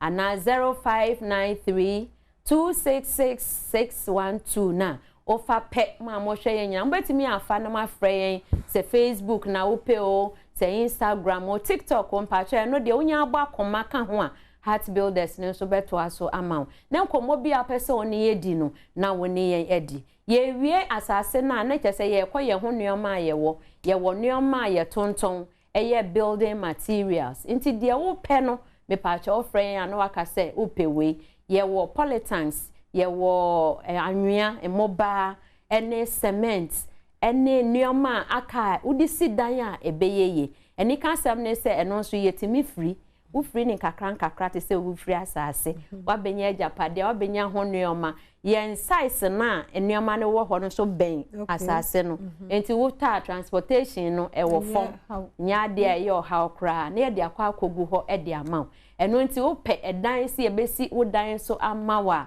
me paucho eno ho nhyehyɛ nso ye simple udin kan ebeto ase ye hwɛ wo plan a wukuta me pe 2 bedrooms me pe 3 bedroom 5 4 na fe ya ye estimate no wetu ye mu 30% na no so we free kakra na ye si wo dan no e de ama umpe we na wo pe den unya ne ba bia je say Heart Builders Real Estate a ye boa Ghana na ye boa wo wa hyehyɛ wo da ache kama ye numbers a wo be frɛ yen efiada ebe minim se eye Holy Day, Holy Friday, Good Friday. A Good Friday. Me pa acho me menda so kan ho. Ye Heart Builders for no. Ye ko site if you ada ne me menda bia bi. If you ada ne me menda bia. Apart from that so ye ko private visit. Eno no nda che se ubetua kakra. Ne if you ada ne me menda ne de ye free wuntua hwe. na baby a opese wo kohwe no se promo de no na apese wo kohwe o se normal ones no so a enye promo no na apese wo kohwe o baby a wankasa opese wo ye japade no na wo de boa wo ho de boa nchirima no na wa befo ne car ehe na meko ningo pram me ko chopoli me ko dawa me ko te kwa me anes ni a chro ne car na wafo ofu a ne de wa kwaba oba anes wani age ho an wani nso baje ho esan se anwea landa nsuo ta yetimi koso ebi mo nso timi koye o madwuma langa asembro na afa obetumi aye wadwuma enye waterlog areas a obetumi aye wadwuma se obehia ye fiada ebei memenda ebei anapa 7 ewo Ashaiman Kaketo Divisional Police Headquarters opposite fire number si unya bedu Ashaiman na wafrey o se me ko Old Mandela Park ana me ko Kaketo police station divisional police station na so ye ehwa na ewo kwan ho nti wo fa number na wafrey o frey pe ye beje wo so na wahia ye ewo ho na ye de wo site wakohwe na wo de aba na fe wani age ho ya nsase mu no wugusu a wutua no utimi koye wadwuma wugusu a wutua utimi koye wadwuma wunya ne baabi a mepacho befa ye numbers Nephritis ye nebra ya sie ye ewo Heart Builders Real Estate ye numbers no gusu a ye 0593 266 612 0593 266 612 and 0540 226-276 0540 226-276 nyame ya aduma isei che obi ade se de ye Yesu akyeye no che obi asase papa bi na ne renso mfida se wo de che o maame se wo de che wo ba se wo de che wo yere se wo de che wukun brabe ya ne sa na mbua ebusua ne nyina na obi anim nye sre nyame ya aduma ye behwe wanim se obeba ye de wakwa akwhwe ya se ahoro na ya boboso no that's saying units no Heart Builders for na yete won kana Heart Builders Real Estate ye don wase papa ye kokwo so lumza wiki ye muda ya wada na se gina lenda do den ye de afro akobe pono so tie webra eba sisia kwa be ya Adom TV Badwam na o hwe no na Endpoint Homeopathic Clinic egusu ye free prostate scanning no free female fertility scanning koso yentrumi kai yenkwohwe ya opomu no infections inti o esi awo bi ho kwan infections inti obi bleed sa Endpoint sebra no onye sa scanning no emma nhwe se de ye funu no awodie no mu no etie emema no so prostate no ye mo ho ban emma kokramfa no ho nyim ansan what you make scanning no free ewo Endpoint adechebe koso this year Father's Day and nyese wo kosa ho yare akeke na mo wo sa ho yare no so ono mo ahyase na ada so no mo ye adwuma obenya bi mema no Endpoint ewo Sprinters Shell signboard kuma se kronoma bo hia ewo Angel Educational Complex nechi takrade Anaji Estate tema committee 22 Techiman Hensa Esiama eyenzema nso be ho Endpoint Dr. Nkasa 0244867068 0244867068 Endpoint Homeopathic Clinic, the end to chronic diseases. Yeah, dana se papa paso boy chidom na yutumi de health tips no. Ba na anopai de ope mo no ankasa aba me wo benis. Menu ana menu. Oya sales and marketing manager. And Dr. Abdul Wahab Agbeve, Managing Director at the Agbeve Heba Center. Ano, penifo mwakwaba. Yeah. Don't mwa fishapa. I think come back to you. Benis demi hono last week. Now the yes in the shell. Yeah, pretty important. Sa, who so ofana bem. Why dear, why we pa yami show. Yami show pa. Then you, mami you should dog more. Na actually maba ho na wa me location na contact no me ade na ba no Agbeve Herbal Tea no a Agbeve yete mo nkache na hospital no wo ho de tina na so to mbwa pepe branches so ye mensa I'm say 2008 and 2007 2007. Ah, sharp. Mikobi. Mikobi ano kama. Enye na samu. Be di actually reporting. Na me say one cry refi de no minister local government dey. Yelewie. Yelewie. Ah, tama e bi hospital na 2011. Na Yelewie na ye Minister for Health. So ti de be de no nkomo akire hu. Medase. Ti boti no nkomo akire ye. Medase. Say na ne ye no etie emanipa. Medase pi say de wa onim no agbebe ye the product beba. Aya na ye fa multifaceted approach. Ye share the AC ewo general system no and as economy no. De ha nipa dasani. Enmu an ye yi product de ba. Ye de agbebe tonic, agbebe fever, agbebe typhoid by one medjuma edi abo adasa. Ene area asa amadasa. But I been in the agbeve tea a buy. Ye share will be or na or inflammation condition. Inflammation conditions we say about the pedrinma, it mean increase your dear friend say or condition but say diabetes in as for. It me say nipa that's any air core air banner, ayana unya dear friends oxidative stress. Then you can oxidative stress. You can oxidative stress, ya patch say the artist studio we you mean. Only ye din commodity, so social phone so. At the same time, so only MCR kasa. What's any MCR kasano? Sa pepe and any camera so enya attention. Say nya mo wen kamfuano, e ma attention bi, e ma stress bi a go through. Enya wonko obi biara wo dwa so odi dwane na se for obi oti office or accountant we are banning to the paper to no ni refi say ni say. Yes wo gira ho a wo ye adwuma ni na no.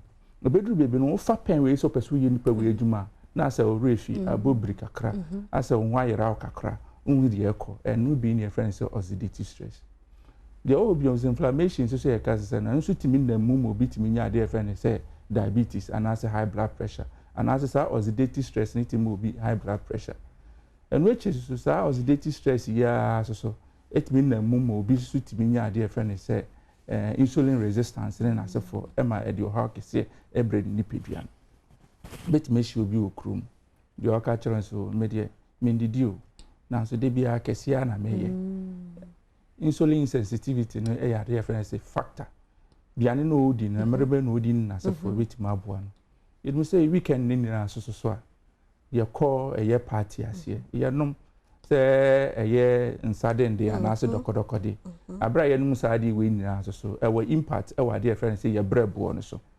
na nipadua ejira oni ha no rebo no so na ye friend say detoxifier and as ade ebubu ade friend say toxins we nipadua no into one sweets ni na so for abroso no ade be chia no pa ana say obekọ adwuma mu no say sa ansa wanom no nya hangovers kakra amana ya moto kakra ne nantie aye basa kakra enam sa botai we eni ebimu a ye ntibe mbodi enum nti ene de agbeveti eba no aba ye ti say ebedi abo ni pe bia ye nyi ebi manfrum nyi ebi manfrum sa pepepe you look at the friend say retentiveness oxidative stress nti ye hwe mbofra no so omo age group me hwe sem mbofra so ye a class of people and as omo ye nkrophobia bra omo bre na ya na ye intimate omo say imagine say bobo be say 5 obenwa no abofra say ni school ye be say 2 kilometers away in the time awu peni no dey asoro no obeko school obey classes bi mu unlike impenifu a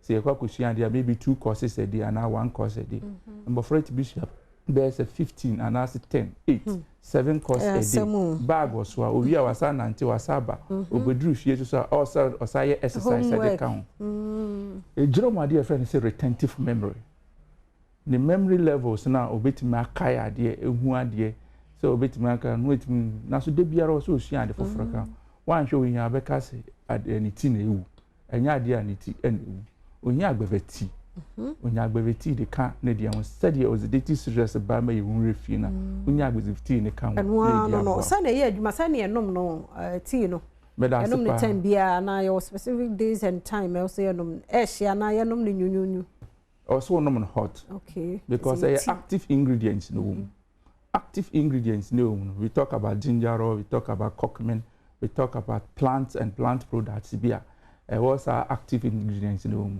enu bi and be dane adverse receptors in as for bit media abo ni pedua and for instance oye abrantie uye penia unfie ku enim anopa what take you through why exercise so ba also pay agbeve tea ni benom what is studio how sorry na okọ eja officer mindin this anopa time I start ejuma e we didi na so duru ha ebebo aso be na nya agbeve tea ni bia no no bo mo di ambro bi special can never be na ka di aba evidence based ayi be na mo di aba ni amwa ti we ka me ka hihye me minimum amehu what ya say sense ye be bro bi e bi no bi etima no hu se de betima bo nti obi a condition bi etime no condition bi etime no obi o diabetic patient obi o BP patient e ye microphone cry ye more target enye diabetes e dro but you say if the human being is going through onya better insulin sensitivity that is the basis of diabetes ayenya so any penny to me control inflammations wo ni pedwenima eno ne boa na so ntimi nya unim say diabetes definitely be all diabetes biara no the end effects so benya cardiovascular conditions and you be no high blood pressure ntimi nya ade fe ne say diabetes and diabetes in the basis of diabetes in na start free ade fe say insulin sensitivity nti say insulin sensitivity a problem oxidative stress is problem dia obenya high blood pressure nti yenya target ba ko pa ya nkofo mo chronic conditions ewo ho chronic conditions ni dey dose na say emfa diabetes ni high blood pressure so no ma ebe go under ebe ya underlying effect na man na boy reduce our conditions na ho na man etimi emove akop especially sport athletes okay ye beba ho yenko you ho me numbers no answer na fe ye hwe bi benya bi ato nti se o pese woni yen kasa wo phone so a ubetimi afre afa numbers 2 numbers ni 2 0246 595 256 0246 595 256 and na say 0257 997 193 0257 997 193 na ye was so last stop na kuma senso ye branch ho branch na ye wo Kronom Afrancho palace bi wo ho ye ne palace na edi nhwenim ye sanso wo ho Some Junction police training school no ehonoma na ye wo okay but apart from one more hospitals yeah yebenya bia na wo other pharmacy shops there ope bi nso ato a ope dodo etu pa okọ kan shire Page Ventures okọ no ho a ubenya dodo etu aside on nso any pharmacy shop bia ubora ho na okase ope agbeve herbal tea na ubenya bi nso ato ho ti dog em say do ubewie na wo kan athletes no so omuso hia agbeve herbal tea ya omu hia agbeve herbal tea one say ingredient e wo agbeve herbal tea no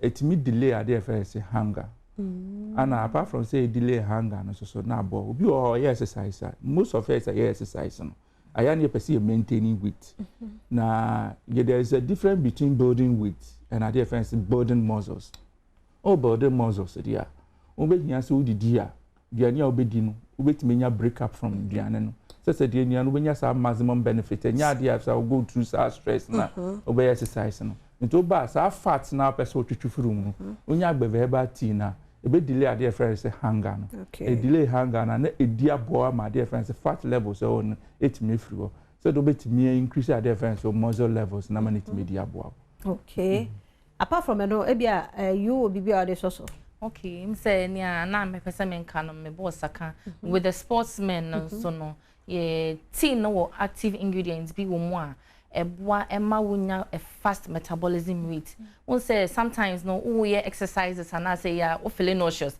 asa obosof no asa we ni so chin aha enti say wonya agbeve herbal tea na wo no ma sa nausea ne dizziness ni we ni na e manage because say tea no stimulate and I say keka ana eboa ma metabolism no so akosro enti edwane bi a we di bia e bia day before I enko ye no be hu say yes inti no so e boost energy level ema inti your players no be call World Cup what you say e was say coach ne empe agbeve herbal tea ni bi ye bubu ye for mu na omunya herbal tea ni bi di anka ahode no be dance so Esra mu yenu ase. Na mu nim se de bossa o man oh ne eniji. But last injustice no so ya todo do ntemo mu man just yenu ase.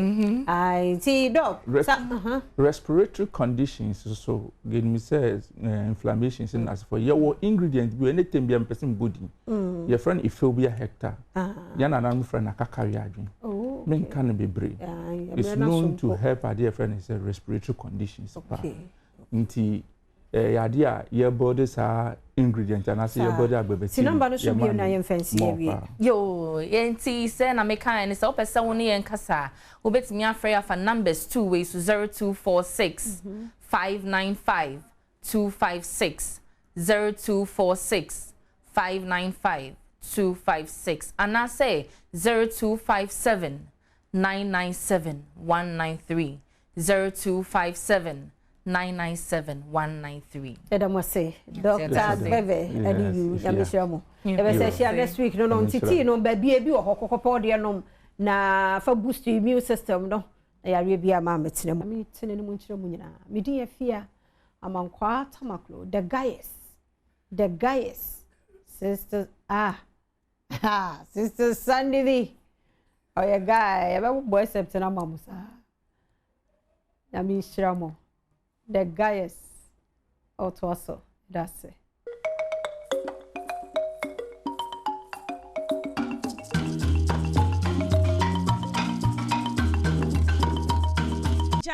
Ya mama kwaba bra bedwama ho sapedwuma die so and I'm ready for sekum or take so asase so and I'm there bro me the sister Sandy a guy Fantino a cinematographer Mr. Lotia drop ania one and now how can I come to Kumasi? I mean share the baddest, the bestest to ever do it. Yeah, can robotic dance I say no be I na wo ye be. Kofa by 4 the whole Kumama omo ye dance challenger omo anything kunim me check Juvie the game changer. Yo ladies and gentlemen, hello yam fan shi almost this year. Yes I hey hey hey hey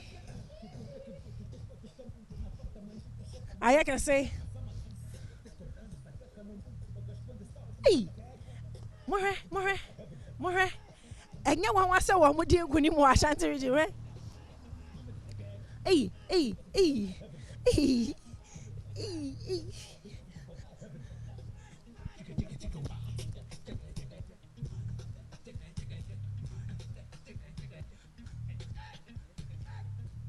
Hello. Hey. Back when you have me. Okay. Much review Kumasi Abonte so. I can say idea. Memo Akwaba. The whole Kumama. In fact, yeah, any more family and I'm some introduce him properly. I try my chef for. We did the game changer juvenile. Okay. Now sir. And I'm in the handsome devil. Hey, dear. Now game changer. What's up for by 15 years and over? Ever broke 20 years plus, yeah. No, baby, that's now was saying I was at 20 years. Oh, more 39. Next year, yeah, I'm 40 years. And I do to me at your yes. Because of hard work and consistency. I'm Kuala Monkwada, Mususa, Monkwada, Monfisusa. Can you dance for 20 solid years? Not still which name? Benjamin was a page my dear, so me the sister Sandy and yeah, twache the bestest to ever do it. I will come and see about it. So I quite a dance as age and cry, Hosa, no Muji or Mudina, dear. But this is my people. Oba Kumasia, a bini hobby, a or more. Handsome, how long now, ne Juvie and Auntie? Oh, my father, the man and Auntie, see the Kakobe 1 year. Father, that's why I love Grandpa Juvie. Robotic dance, how did it come about? Singing I saying now your idea and say obey on say me star no, it has always been hip hop na my na from way back no. And me want to say no na style fan say it me call with every song. So me want to say na me can say no, why don't I make good use of it? So 2023 and I'm a man din say make friend robo piano. which me continue here. So Nyame Adom, I take recognition on the media. Most of the dancers, even outside Ghana, are doing it. Now, even if you go on Instagram now, search for Rubu Piano, most everybody who do that style, no, a coco chassis, say Rubu Piano, a juvenile critique, no, and Uncle Foyebi. So, I know I'm made that confidence, and I have to keep on doing it. Namigusu Ameye.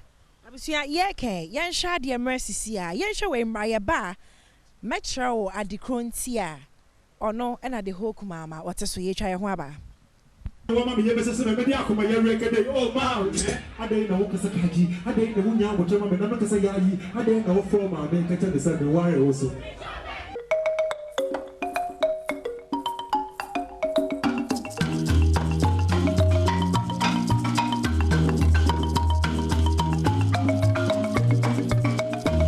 Enra arosima to my Ghana and now shape Machiano.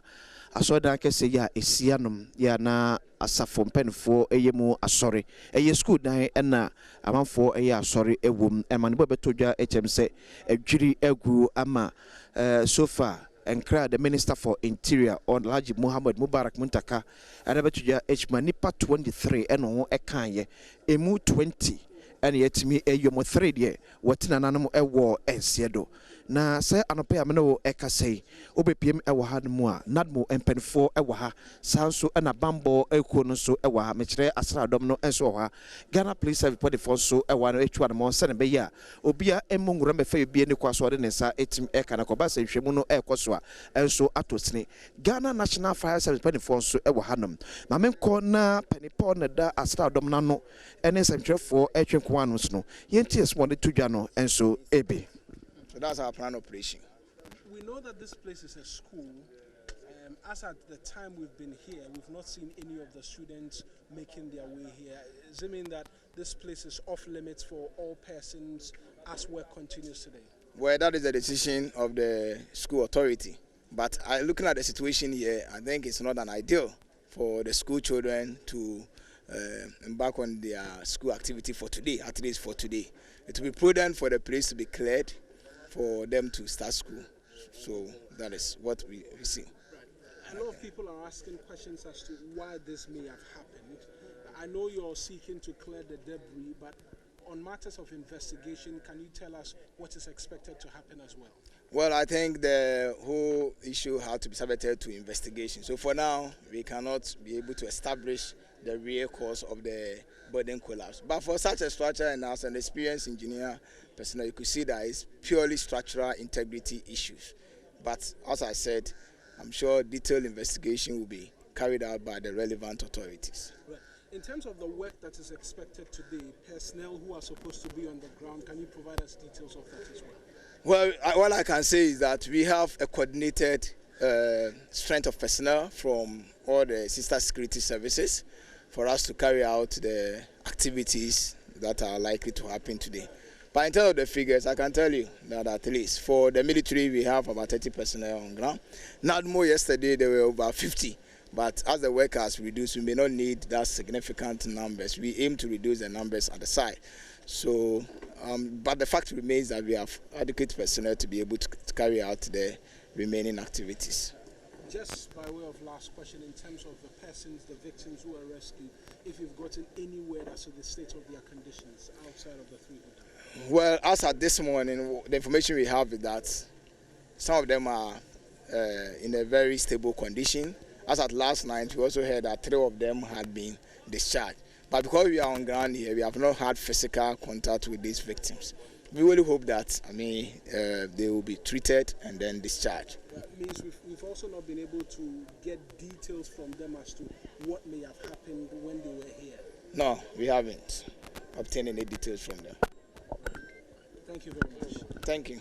Eti snapani ya wahanme no etwe ekomo alopai eti we mi say obediti officer we sorry o rabo say wohwe adwuma ewo no me how long they be take for us able to me class debris you share be say at least 3 days for us to be able to clear the debris.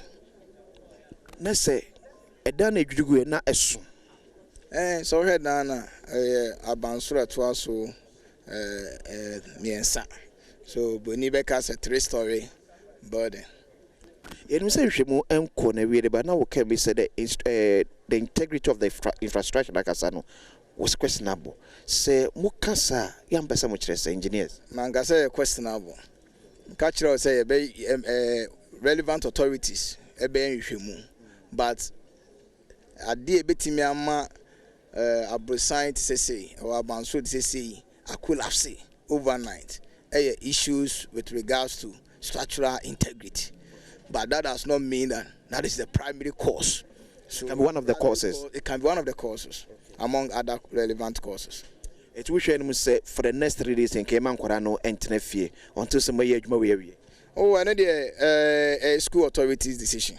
But so far as we are concerned, we making the necessary effort so the bear me Accra with the needed logistics. But logistics issues.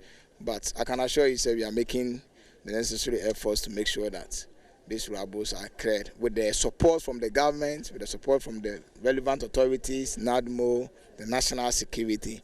And when I say we are doing this, I'm referring to the government. The government is providing us with the needed support for us to be able to clear the rubbles from here. So apart from the structure now, a police down, will any other effect be on buildings around now?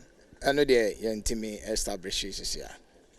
Materasi, eti asina from penny 4 year a webby and an open so you more I chain and combo now more and so Badwam ye at the Achemo at the Achre as a Shimuno Eguso Ecoso. Na says Ushemua, a soldier for Wahanum Ebe se Edjasa. Na Enra Enumrea a row 7 Esiano. Na Nadmo and Penfoya or Bebro Besse Ejunumbe 50. But no pay which a manable HM say a mudo na more dispatch more a momoko esanse near a sieno and near a baeno and pay a so at na slampen for a Badwam say better give us an answer 3 days and send it to me Accra aprapra sa HD ama afe said the sofa bit me aquasco so at me aquasco it's way a year Accra Newtown our sem ya a see ya enra amanbo ebetoja ese edan adwiri egu ama nipa bese adwunu miensa eno ho ekokan ye emu miensa na manbo chirimu ase yakasai wotina nanom ewo ensedom eno bese adwunu so epra na asrampanfo ebo amane so echiremu ese enipa adwunu ya epra ye no amanbo chirim se yeyi bese miensa afri ayaresabia ya wonwo ayon den kakra to betimi akọ wonfie afina asrafo ne beteki full command of the place na omashe onyuma asentu bedru wan mu a obawun se eye afide momunu tu katapila si de eprapra ekwamu etimi eda honom no eja omo ebe sha se omo adwuma no mutimi aprapra ni nyina ede efiri honom na asrapan no se ne kasa no o kiremu se omo ebehia ese ebenya eye akande ya esefata no mo etimi de di wondwuma brano me wo nadbo pani bi enso e wa hanom yenko ne no so nkotwe komo na yemisa ese ne esie nadbo fo so chefa so far enso enesen anmotu be no wotimi atu de afan ehwa bo ase ne be ya won so won ekan so betimi akomo emwa se yakase da no adwire gu da na adwire gu kwa keke anase wo other areas da na adwire gu ye no akọ affect omo ana te ne da no pani so betwe ko no so atimi abamane de akire se yahwe bambo ese asrafo no ye behwe nan bofo nso no mo so enkire ye se na omo so de no so esimi etie to bedru anum am ohunu se aye na de na ewo danim no na ayiyi sa na wo anum na de no na ayiyi sa ewo ahadum en arewo asefem esa akwakoba ne seye arewo na asefem se akwakoba ne sey pa se danya empedfo ewom no mo edigeni not mo pedfo any goni nti mo sen bi. There are no people trapped in there. So as of now, what numbers can you confirm for us? Do you have it offhand? Okay, what I have offhand, I think we are having 19 currently which are alive taking treatment at the hospital, various hospitals. 3 confirmed dead. Yeah. be confirmed dead. Exactly. So for you, this morning you are here. I've seen security officials all on grounds and all. What is the next line of action?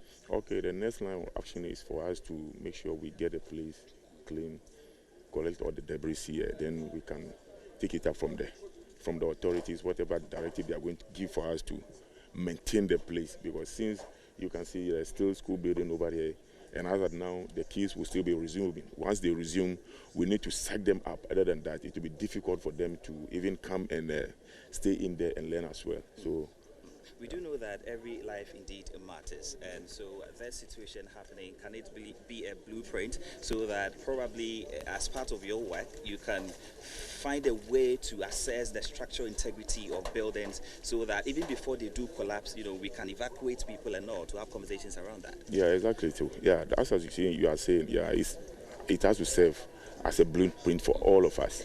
Yeah, so even from today, we are going to make sure the necessary measures that are supposed to be taken for someone to acquire a permit before, and also the supervision of that building, we have to be ensured. I think there's no two ways about that, yes. Behind this structure, you see there's another structure there. Will you also have an assessment of the rest of the structures? Probably they were built within the same period. Oh, exactly. As they've been given, how do you call it, the permit to work on. And so definitely we can't say because there is a collapse building here, we are going to, but definitely we still have to go in there because kids will still come in there, come and learn over there. And now how to psych them up to even come and accommodate themselves there will by always become a problem. So we are still working on that. So once they resume, we'll have to come and get the expertise to come and psych them up to continue learning over there. Thank you. And then hopefully the victims who are at the hospital, you are going to keep an eye on them. Exactly. We are going to keep an eye on them, and we'll be visiting them this morning probably to see how they are faring. Yeah. Okay. Thank you so much. Confirm your name and your role for us. I'm Mohammed Awal, the NADMO director for the constituency. Okay, thank you. Okay, we are NADMO coordinator as an assembly. Aba mwenemo eda se edan we esi wonum ache na ne emudro no ba na eba form. Okay, honestly, me outfit in my office in the receive a report be asada. And to me anya hu juma. And you say enwa a we ni see here. Aye bisa one son aye ti say you see reporting it by e municipal no. Emma ye MCA ni po e ba ha e be mom warning say nobody should live around the property and now the structures, And the SCA any there. As at now, you're not for the report to be any table so, and yet I'm not when see ya and can teach you. But we walk constituency and offer Hanamo de who say, and now is Swedian, and share the be assembled to me. Normally, one was a quite uncompleted building, so you can ascertain the reason why a gusu a gina hoa or munya who and into end the one to me can assemble because I quite uncompleted and can complete here. Use and the way to maybe say why is it not be in good use? But we know say you are part of a disaster prevention. But it tells you say as the structural integrity will be a can once and partner a form. So no form what are the steps now feel like and not mobility me taking in collaboration with the MC to ensure say maybe a cordon area no so as the MC be man focus say more be and stay around.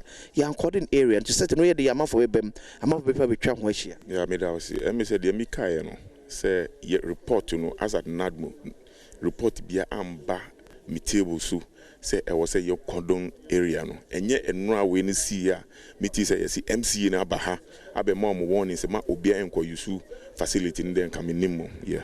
It's when the na catch NADMO about other buildings of this nature here what constituency. Yeah, honestly, say be better to say there, but I say also want to anamo na make sure say every structure that height and that gravity you have to go and see where if the pillars or whatever the building have been structured. Now, BBC and CW, yeah. It would you now to be a the assembly, the system, no, a fairly Ghana for a prayer, one a framework, Obiano say. Oh, any dear, because one say, I am you take you over assembly, no, I mean, say a year and a half in year. So most of the assessment, and I report in a way a table, so and a so for now, once I report it, I'm back.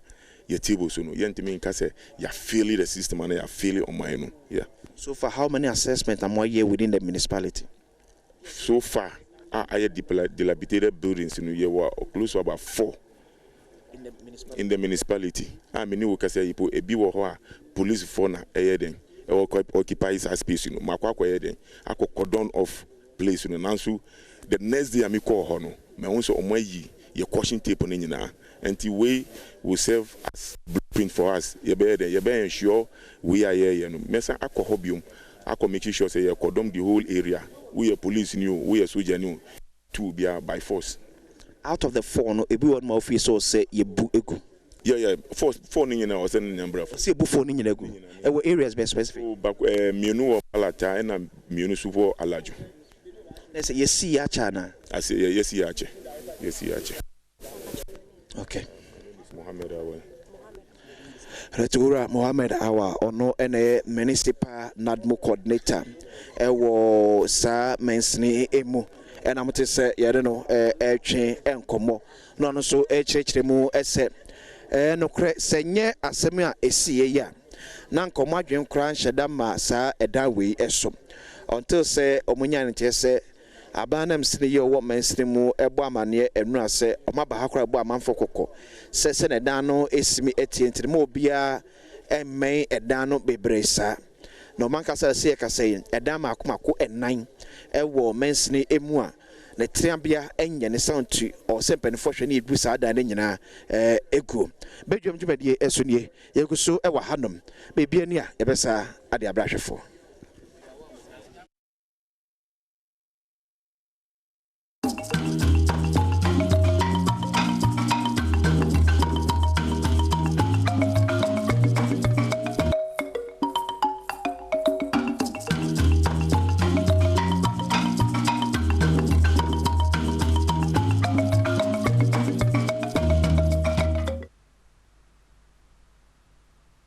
So on that sad note, Yama Kwaba, Efa Emra Bedwam Dwumadie so ebiem. Benedi akwesi ensia, ana pene bo krom wo Accra Newtown ba bia school da no edwiri eguye no. En udru wonu mu a areho. Nyame pokra ne na na se enwiri enwu other properties so amane nso akofa asanfofro amba. Ba akopim wona bambo 4 eho. From Asojafo ABC Ghana National Fire Service. One also share Ebwa Senebeya, Manfo, Ebebun Kamfam, Biaya Rosem no Essen, Omunina hobby. Afia Jibia no penfo chim se utwana mo Senebeya, Obia Mefa Bibikeke, Enfa, Enfro, no Beja Fortanasim, Yana Peba Betri, and Quencher body of one Ebiana Mania, Quabenencia coaching, Monia Hesem. Sena Honum is Simisati after see Fronum Ebaye, Alfred Thompson. A member of the MPP National Communications team, also vying for the national treasure position of the New Patriotic Party. A banker by profession, politician by calling, communicator by choice. All right, I can see a member of Parliament Malaysia, and what Aquatia constituency, a lawyer with good standing. I can't do 10 years old. So I was a lawyer by calling. If you say a lawyer with good standing, you can't check, you can't be a bitch or be not do bufu. I don't know. Make a can say, I mean, him say you're a lawyer with good standing. No, and by good standing, no. Yes, I mean, say okay, to be put on the there are some, and the person was so furious. Oh, okay. Every year, of course, you need to pay your dues and everything. You need to be recognized. Oh, okay. But there are some lawyer, no, dear, you call you while you are a lawyer. Sure. But be on one non shut down practice. There be a 18 or 4 say on the on hand. Yeah. You're not just on your lawyer. Sure. Of course, a lawyer, less than 30% of lawyers in the NAM court to practice. Oh, okay. They are getting you are paying him the end. No, be all the office, yeah, the Juma, or Yanadia. Yeah. On court and Kohana. I've had Bokodi. Yamin Adom. Yeah, the Yanko Paul, I say. Yeah, to be so say, yeah, happiness. Until yeah, there are more bias, so bias will be. And happiness, there, yes, so sourcing. Okay.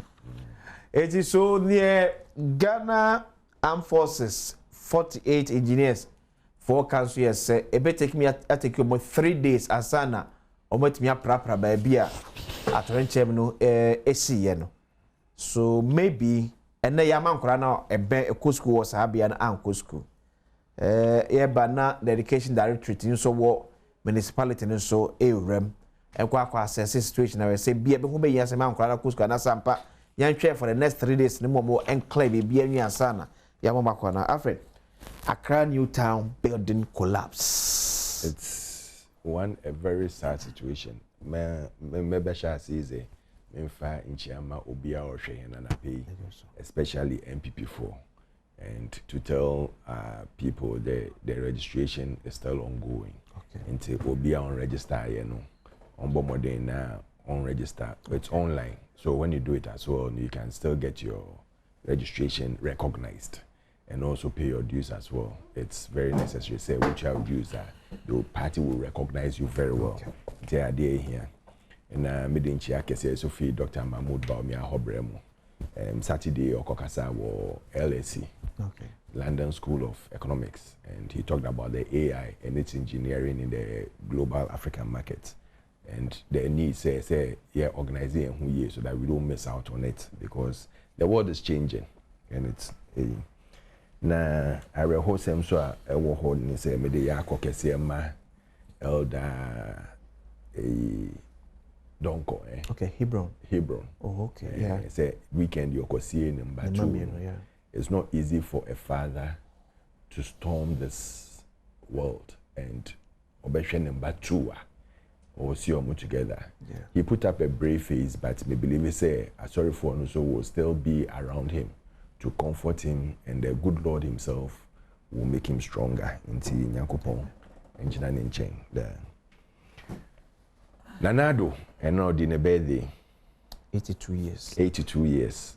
Strong and still going. I wish him the best of the day. So as soon as His Excellency Isaac Osei. Okay. On also the 70 years, former ambassador. Okay. On also the 70 years. My mom, all the best. And I might say, Minya Nukwe so ne birthday. Yeah. And I think a birthday. And so me wishing her well.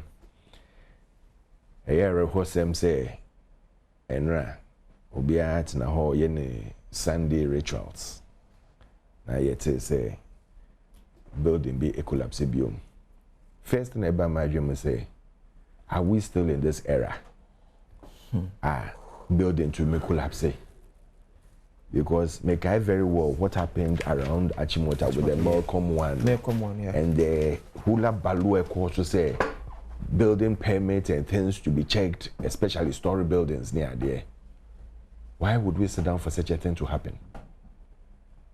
They are going say apparently in Mpoya Get Fund project since 2011, yeah. And the building has been that way.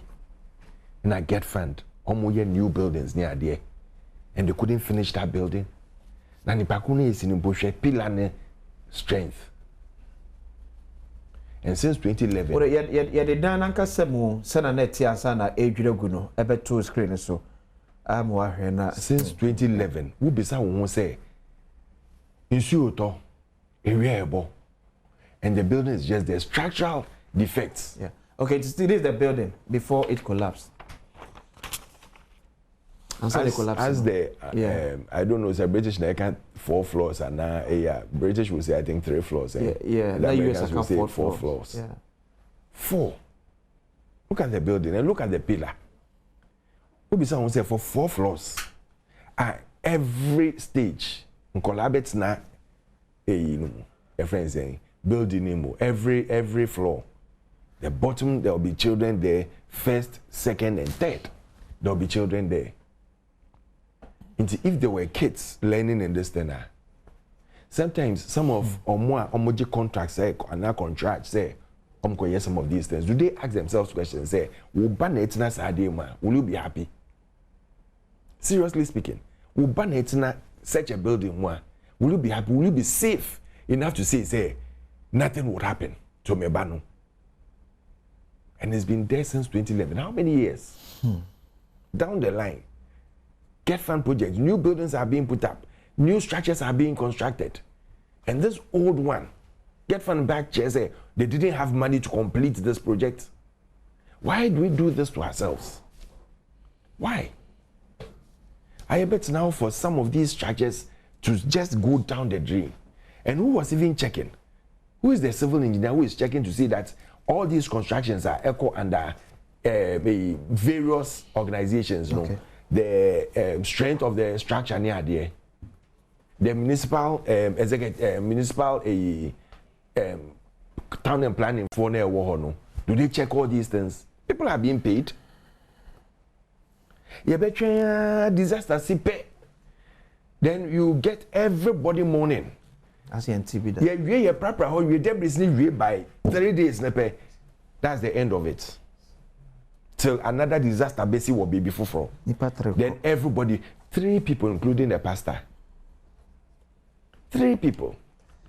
Omuko sum nyame. To go and end their lives. The NADMO coordinator for the municipality, can I say, the MC has been there to say, was it on paper?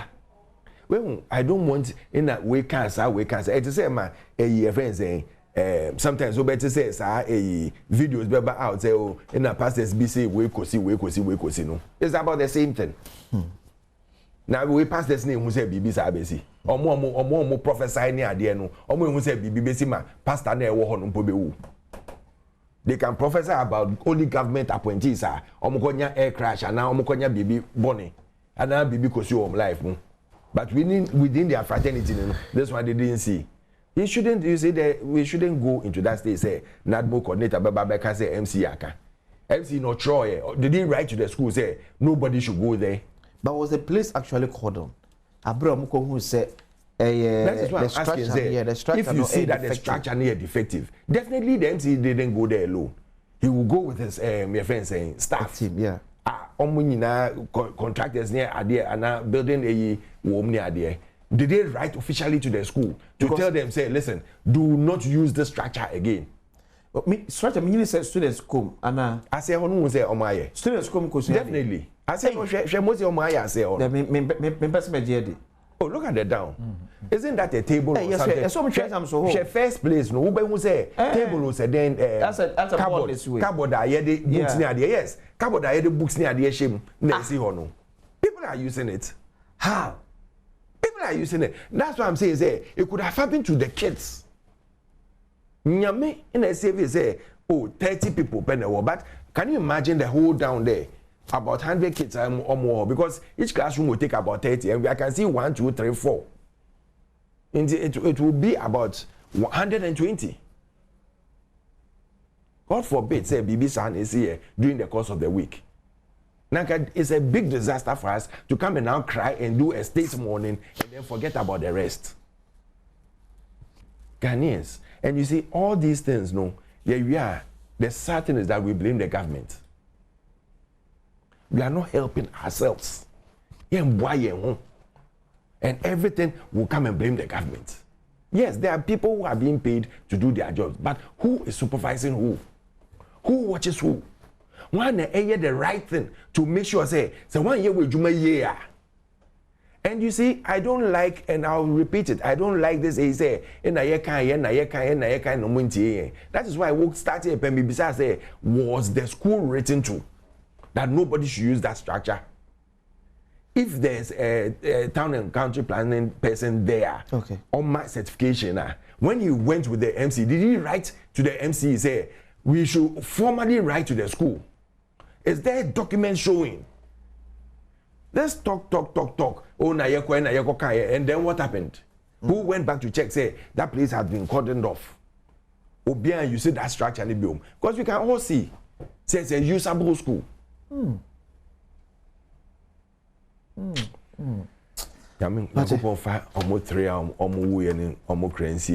also I pray for those who are still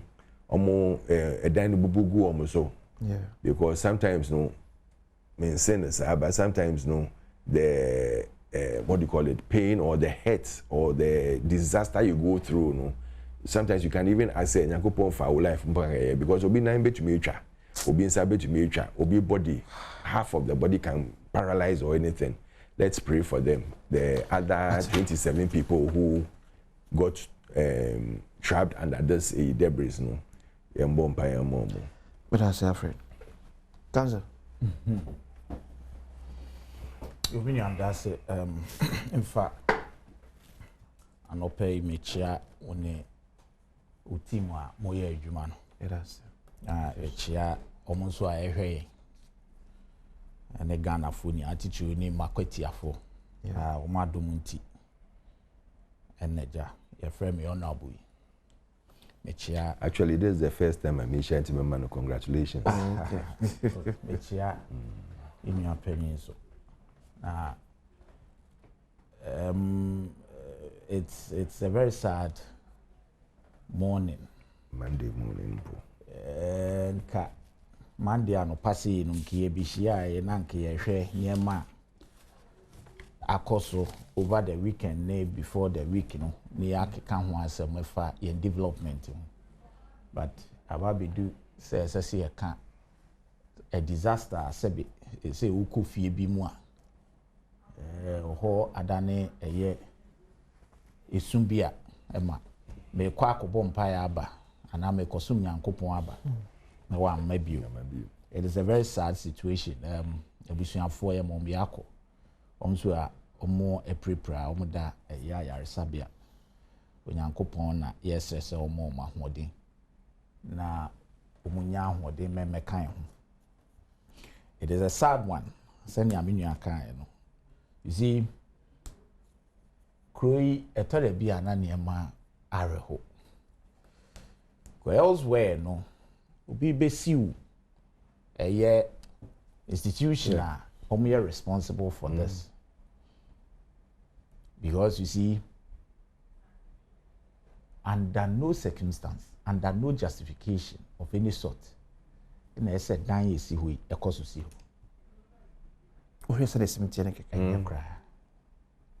Baby, anyhow, any baby, a sabi or minor tomb, pon do baby, a sabi. Almost shiny ye be any home my dying be see on. Because apart from the structure we see on school nankasansa dadano and so on in China. Yeah. It say why it's even a threat to school nankasa. May this issue say omu you need to investigate. Yeah. Investigate. I cannot because me komo amatia fa huni. I mean say omu use school for me minim so madane asien baby di aya sorry. Your more echo and redeem the back. I'm sorry, near first floor. I'm saying no ground floor. And no use a last floor. No, but I see most of the time you back. I see another call top here. Almost so, but no question. Yeah, can you asem no if you be jedum? Yeah, the a serious matter. I say. Yehwe na ye ka ho asem hwe ba bi e dan fufuri wo yeah that way nti we no kra no say si ho no it's a threat to even other schools because where your story it be business the funny thing quite say really sideways but a jiri go mo say cause sideways ya ke betimi akofa asem me interject but their work I don't agree with you because a dime bafoma the shake on the ground can affect give a structural defect to the buildings by the side. But just say a jiri go sideways here. Who said there's a school? Yeah, because we're quite affected. And now you have to even check the because you see, me send you a menu account. Me name adi BC. Net die as 2011, 2012. Yeah, 15 years. And they are taking care of nipa bro. So school a war no so. Yeah. Normal so enya bi akọ. Net die now over 15 years. Ni ensiwe. It is a shame to us. It's a day of shame. Yenya. Because near a year woman say we'll be into fine yourself because I buy me a running yeah. That which I say we second one buy and a DM kum and a dine yet the Ghana Sika. And yet a year dan if you're contractor, while raising certificate be yeah. Emma, what Jessica waba bed than she pillars. It is couple. It brings to the fore infrastructure no ene ho monitoring ne because who was the consultant and where any pillars sa pillars 3 story and any pillars Pillars na gasa so a challenge oh yeah, very serious. Pillars na as a flow nkra mo do chain pillars me so hwa nti e picture me na mezzanine can we force story as a ground crack and one as a flow na nkra mo do what the year sadan the consultant na hwan immediately iron rod I you say it's not a up to the standard. Baby, consultant must be arrested immediately. Near investigating contractor de my any near mom de a dying to say. That's the say any can say na obi kra ye wie dying and collect cotton one. When I say no, it shouldn't last less than 60, 70, 100 years. So we ye dia. But we ye be si bia ne ade nyankopon ase because ye nim yanke ye wie kebe. It's a sad day. It's a very sad day now. Media near mesren sem ye me nsi ho a. Ye betimi a ye nhwehwem contractor si dan no. Yeah. Any a consultant ono hwe dan si ye nsi dan eti sei. Na ye mmisa nso e bia ye was similar projects e wo baby bebre. Say ye get fund. Say ye come ben institution ben na esi. It is about time as you hear sad. First and foremost say ye sika. Fache me o say emene national coordinator for municipality in Chikono. Also, my identify 4 similar projects. Menya 4 pe. Ye ka Ghana ni ahwe. For so many years in so bro no na ye every kid dine. Me dey be amekasa that way hotel na say Kwame Nkrumah si Otebe. Meridian. Menim dey tie da so si wono. Hwede ya wo call about the beach. Esi wono me. Yeah. Meaning the that hotel or the chance be juregu among for so come and I think say because we nim da kwa near chance be say there should be an audit because maybe some say if we don't need it let's not commit any money into it. Okay. Yeah, then your chance you do baby. Near me yet to say a agent. I don't some say you every crowd will be common on every crowd now a so sourcing. So say bad, but so say there was an agent need for it. And so you do baby and you jai. That's it. What you see, I was here, but you see, yen timin zoom we yen 2 years so yen fo. Okay. Elsewhere, seven, yen ma kwan kran men. Yeah. In the developed countries, yen ma kwan kran na dan yen wie ni say no. Understand say, with the greatest with the ebusia bi grievy but yan so ayaka yen fe ntutu ye hofo nti ye kan say am fa nche yen value your life ye be bia na yeko how many of such a year wo ho ena yen sorry for any groupings are under so ekom when you know say this is a dilapidated building obi nim na hoden ene na yi sabe ene ya ba ya kan say you can't say I wouldn't Ghana yasem. You can't say ya neko. But if you be jedum, it's young value your life. Kakra o di ni pe ko baby as a group. Ako ye bibi say ya sorry say yeah. Esa o baby ko amoko. Na sabe you dan ya ti we esi we me say me koto ya me ras ye kra misru. But ya di ni pa kom say ya kwa akosum Yankop. Bambo ti school na one channel. E mi say nkra ntimi ko nyina ko di agro. No, it's possible. I know the bit me eyes, but only school na we no promo you sukrana and kolan be koko de bia no ntikra na ho board bi says yon assuming say nye structure ye shed da agiatum say class 1 and class 2 for ntenam kra I'm sure say omuko ye lessons bi and so omuko kutua de bi o cause bibia no e che say a dino is under construction according to off it immediate a yesterday for the country and guasiasem emayenia na ye hwe ni ye say going forward no project bia e be committee ho say ye esi no ni ya ye ho enhihye ni ya ho say hia yen ni ye ho akande enso say ye be ye ma yens and it goes to say you ni problem na ban bia start project bi na wanwie na fofora ba no abeja ho ono so kwa ni ade emwa o mining kanko and I would want to believe say the present government send ya minim no sa de ne yento aso bio ade bia adwuma biara abandada eja ye mate se president Mahama aka na minim se obeye nso yemfa ye hu hyem yenwie because Ghana sika As for the credit, it doesn't mean me constituency. Project BR and former MPs, I've said it, and I'm doing everything possible to complete them. Chance me kwa starting for. Because Ghana sikan ye diashim. We understand where Jaho, now so akwa starting, na be a grounds went to now so where Jaho, na nipa no fa so be no benyawo. Sadie. Nti I say mine. And I would want to ask me stress ebusuafo me mom ya akone ade no.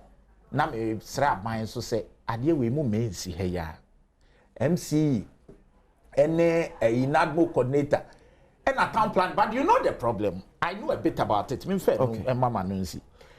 One of the problems are yenya ewo ye nkrom ha. Okay. Eye Ghana has over the years ene yi no eye contractor. For you know me say omo e wa assembly omo ka bi keke. E bi nkrom nim contractor.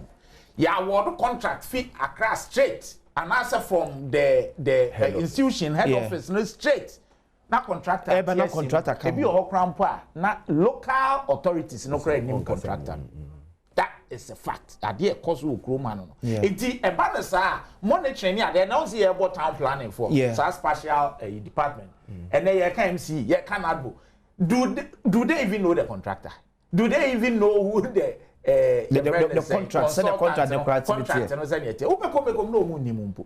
Eti yen hu say for the local assembly no near kwa na say local no near kwa akoya moma. Contract ni fi head office kwa na enkonko si om so no mo so say because wo ye wo head office no ese so obi a monitor on your capillars ayesi. Yeah. Ese so obi monitor, of course there will be a consultant, but usually consultant and contractor ni fi baby na aba. Eba ye on see more consultant din ye more contractor but edu baby a mesre ese ye body mo hwehwe contractor be ni si dan mo body ne menche consultant be ya mo me nya sa ne nkonko bisa MC or helpless. Let me tell you, such a project in your no be award ebi obro ni mo hwe ne ye kan kro beto we yeah so me misa huda na no me nua ka no say eto da bia me ya focus on politicians ne nko a consultant and yes adwuma contractor ben yes contractor ben adwuma we you should be red flagged one of the scope of work na friend o friend no anfa kan wa ha say wa friend on person obekasa somebody must speak to me akoso na reho but I say other member of parliament for Adeshewo Akweti afa comments ba nke kama WhatsApp number no 0531 029795 0531 029795 ya fa odin and baby at the fiba e kan ho e fa mayem DBS Industries Limited sort of for men kaka say and wakofa Kalalink Plus roofing sheet aba eye brutal Kalalink Plus roofing sheet gidio mu omunti no se oto a ubenya 20 years warranty o man finhia adwuno se unyo how bia wo ho within this 20 years fabra eneka amrokra auto unya 20 years warranty oto ka amna eye either 100,000 kilometers and as 3 years but DBS say owo gidie ni awrehemu wo chance dan na wo twede ntim no oto chance na bia finish mo 20 years unya hyibi o ho fabra no to anamo enfama Ghana on krobata bebre me stop peredo to afrabom it was 0543 286 637 and 050 600 4242 050 600 4242 Hwehwe DBS Industries Limited I was Painters Road DBS bid oben Papaya restaurant na DBS Industries Limited was we truly are your roof expert Kumasi for some part money number Kumasi yeah wo Kumasi but your friend number 050 600 4141 eti Kumasi ni Accra the difference only 4242 and Kumasi the 4141 050 600 4141 and you Kumasi wo Kumasi about your friend number we na touches dan papa efi DBS for enche ye den waba ye beto akoma so bedwam ni ye ba ese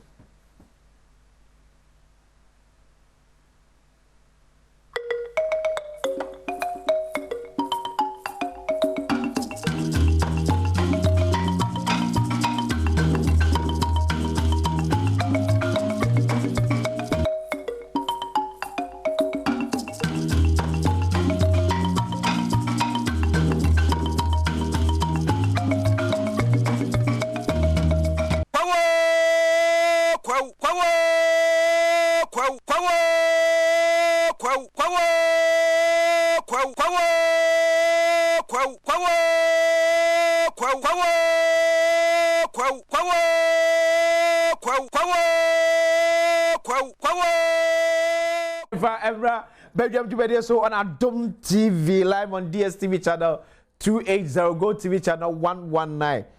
Alfred. AK Kwewu promoter. Me can't a quick one of a Casabwe. Galamsey. AK Kwewu promoter. Galamsey. What I make after Galamsey. Galamsey yen can dem.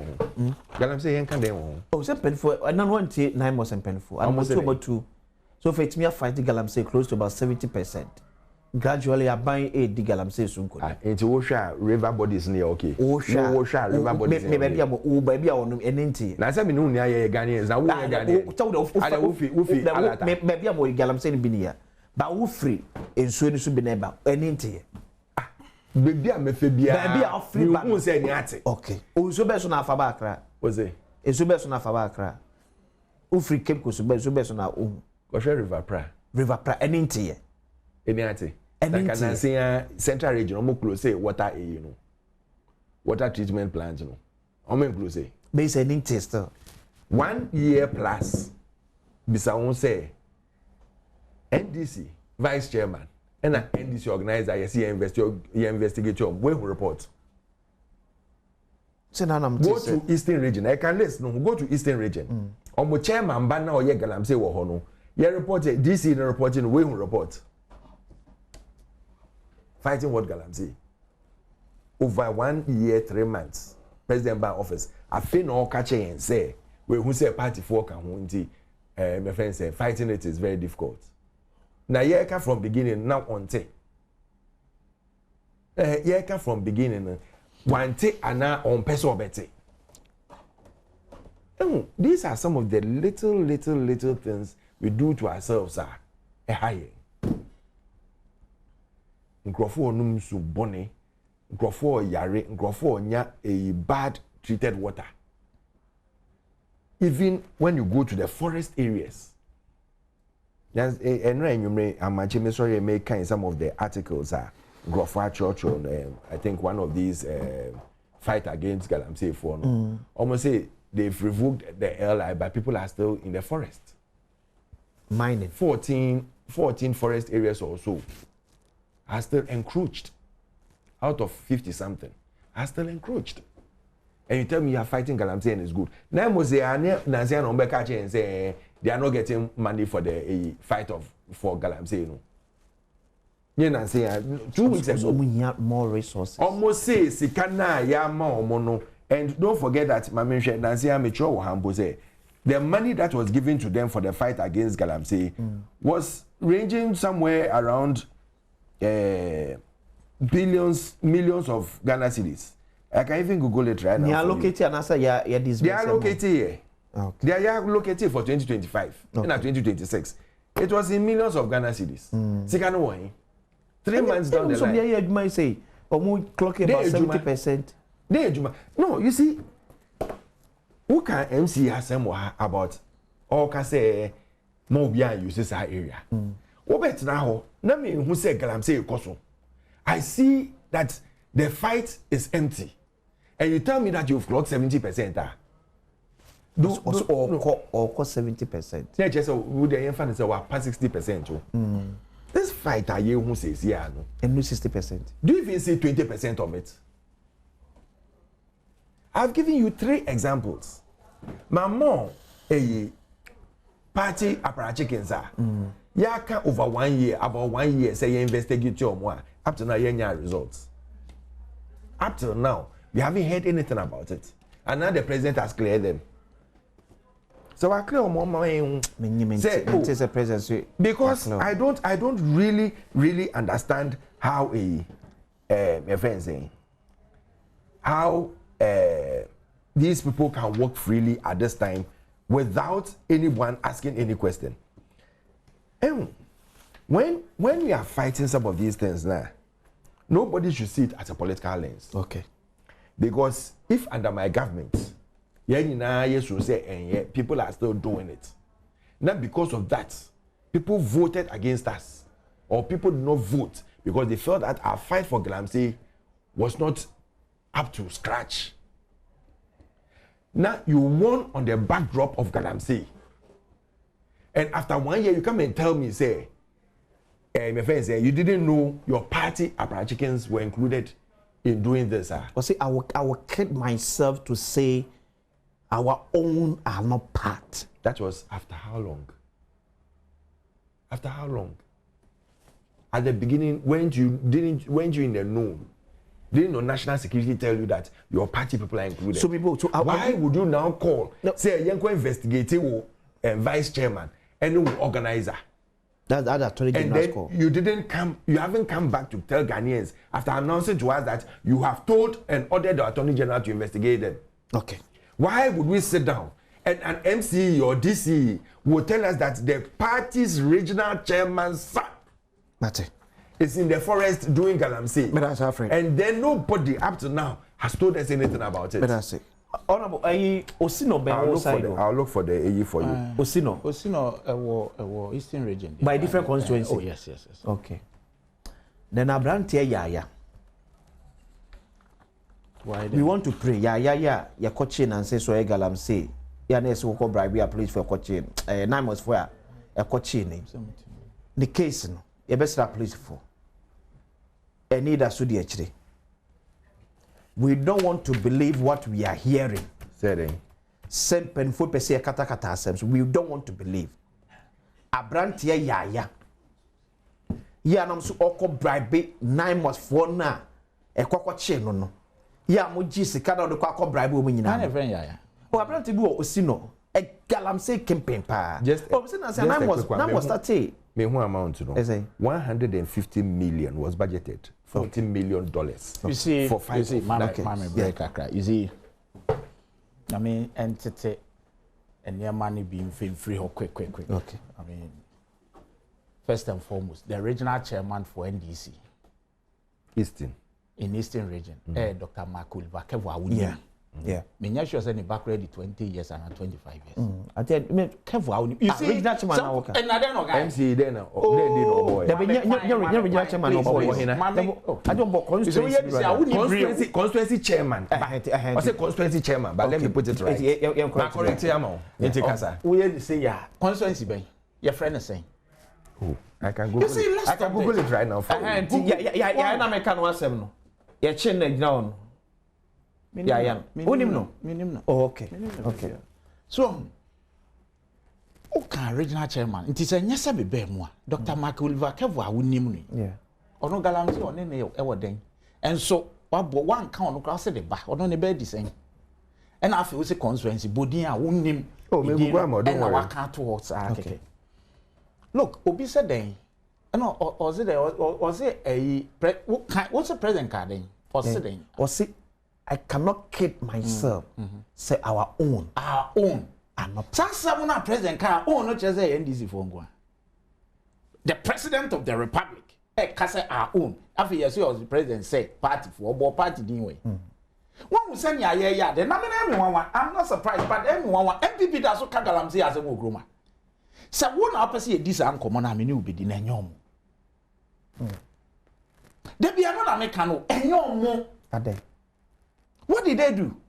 Look, mu incoming national chairman of my party.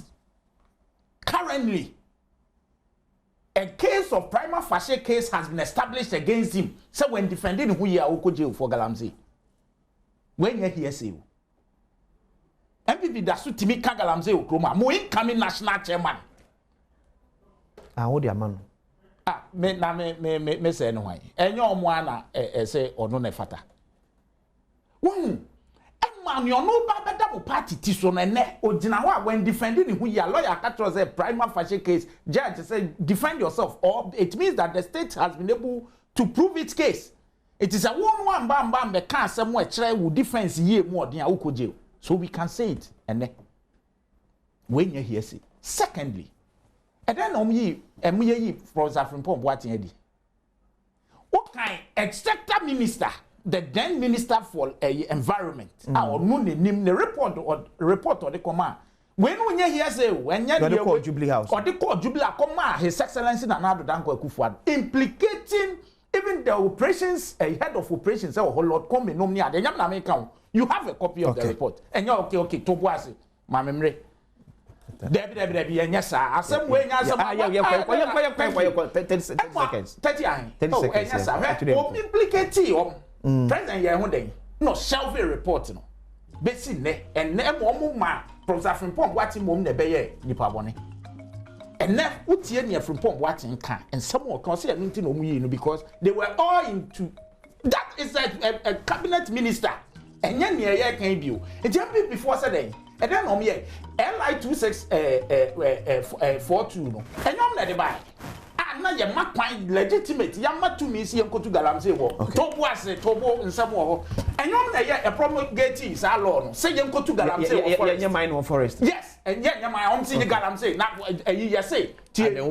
Yes, you in two forests. Yes, you in two forests. That's all you Rasi and go to forest. Galamsey. But I say, member of Fetch me. We did the acquisition. You better ask what crown.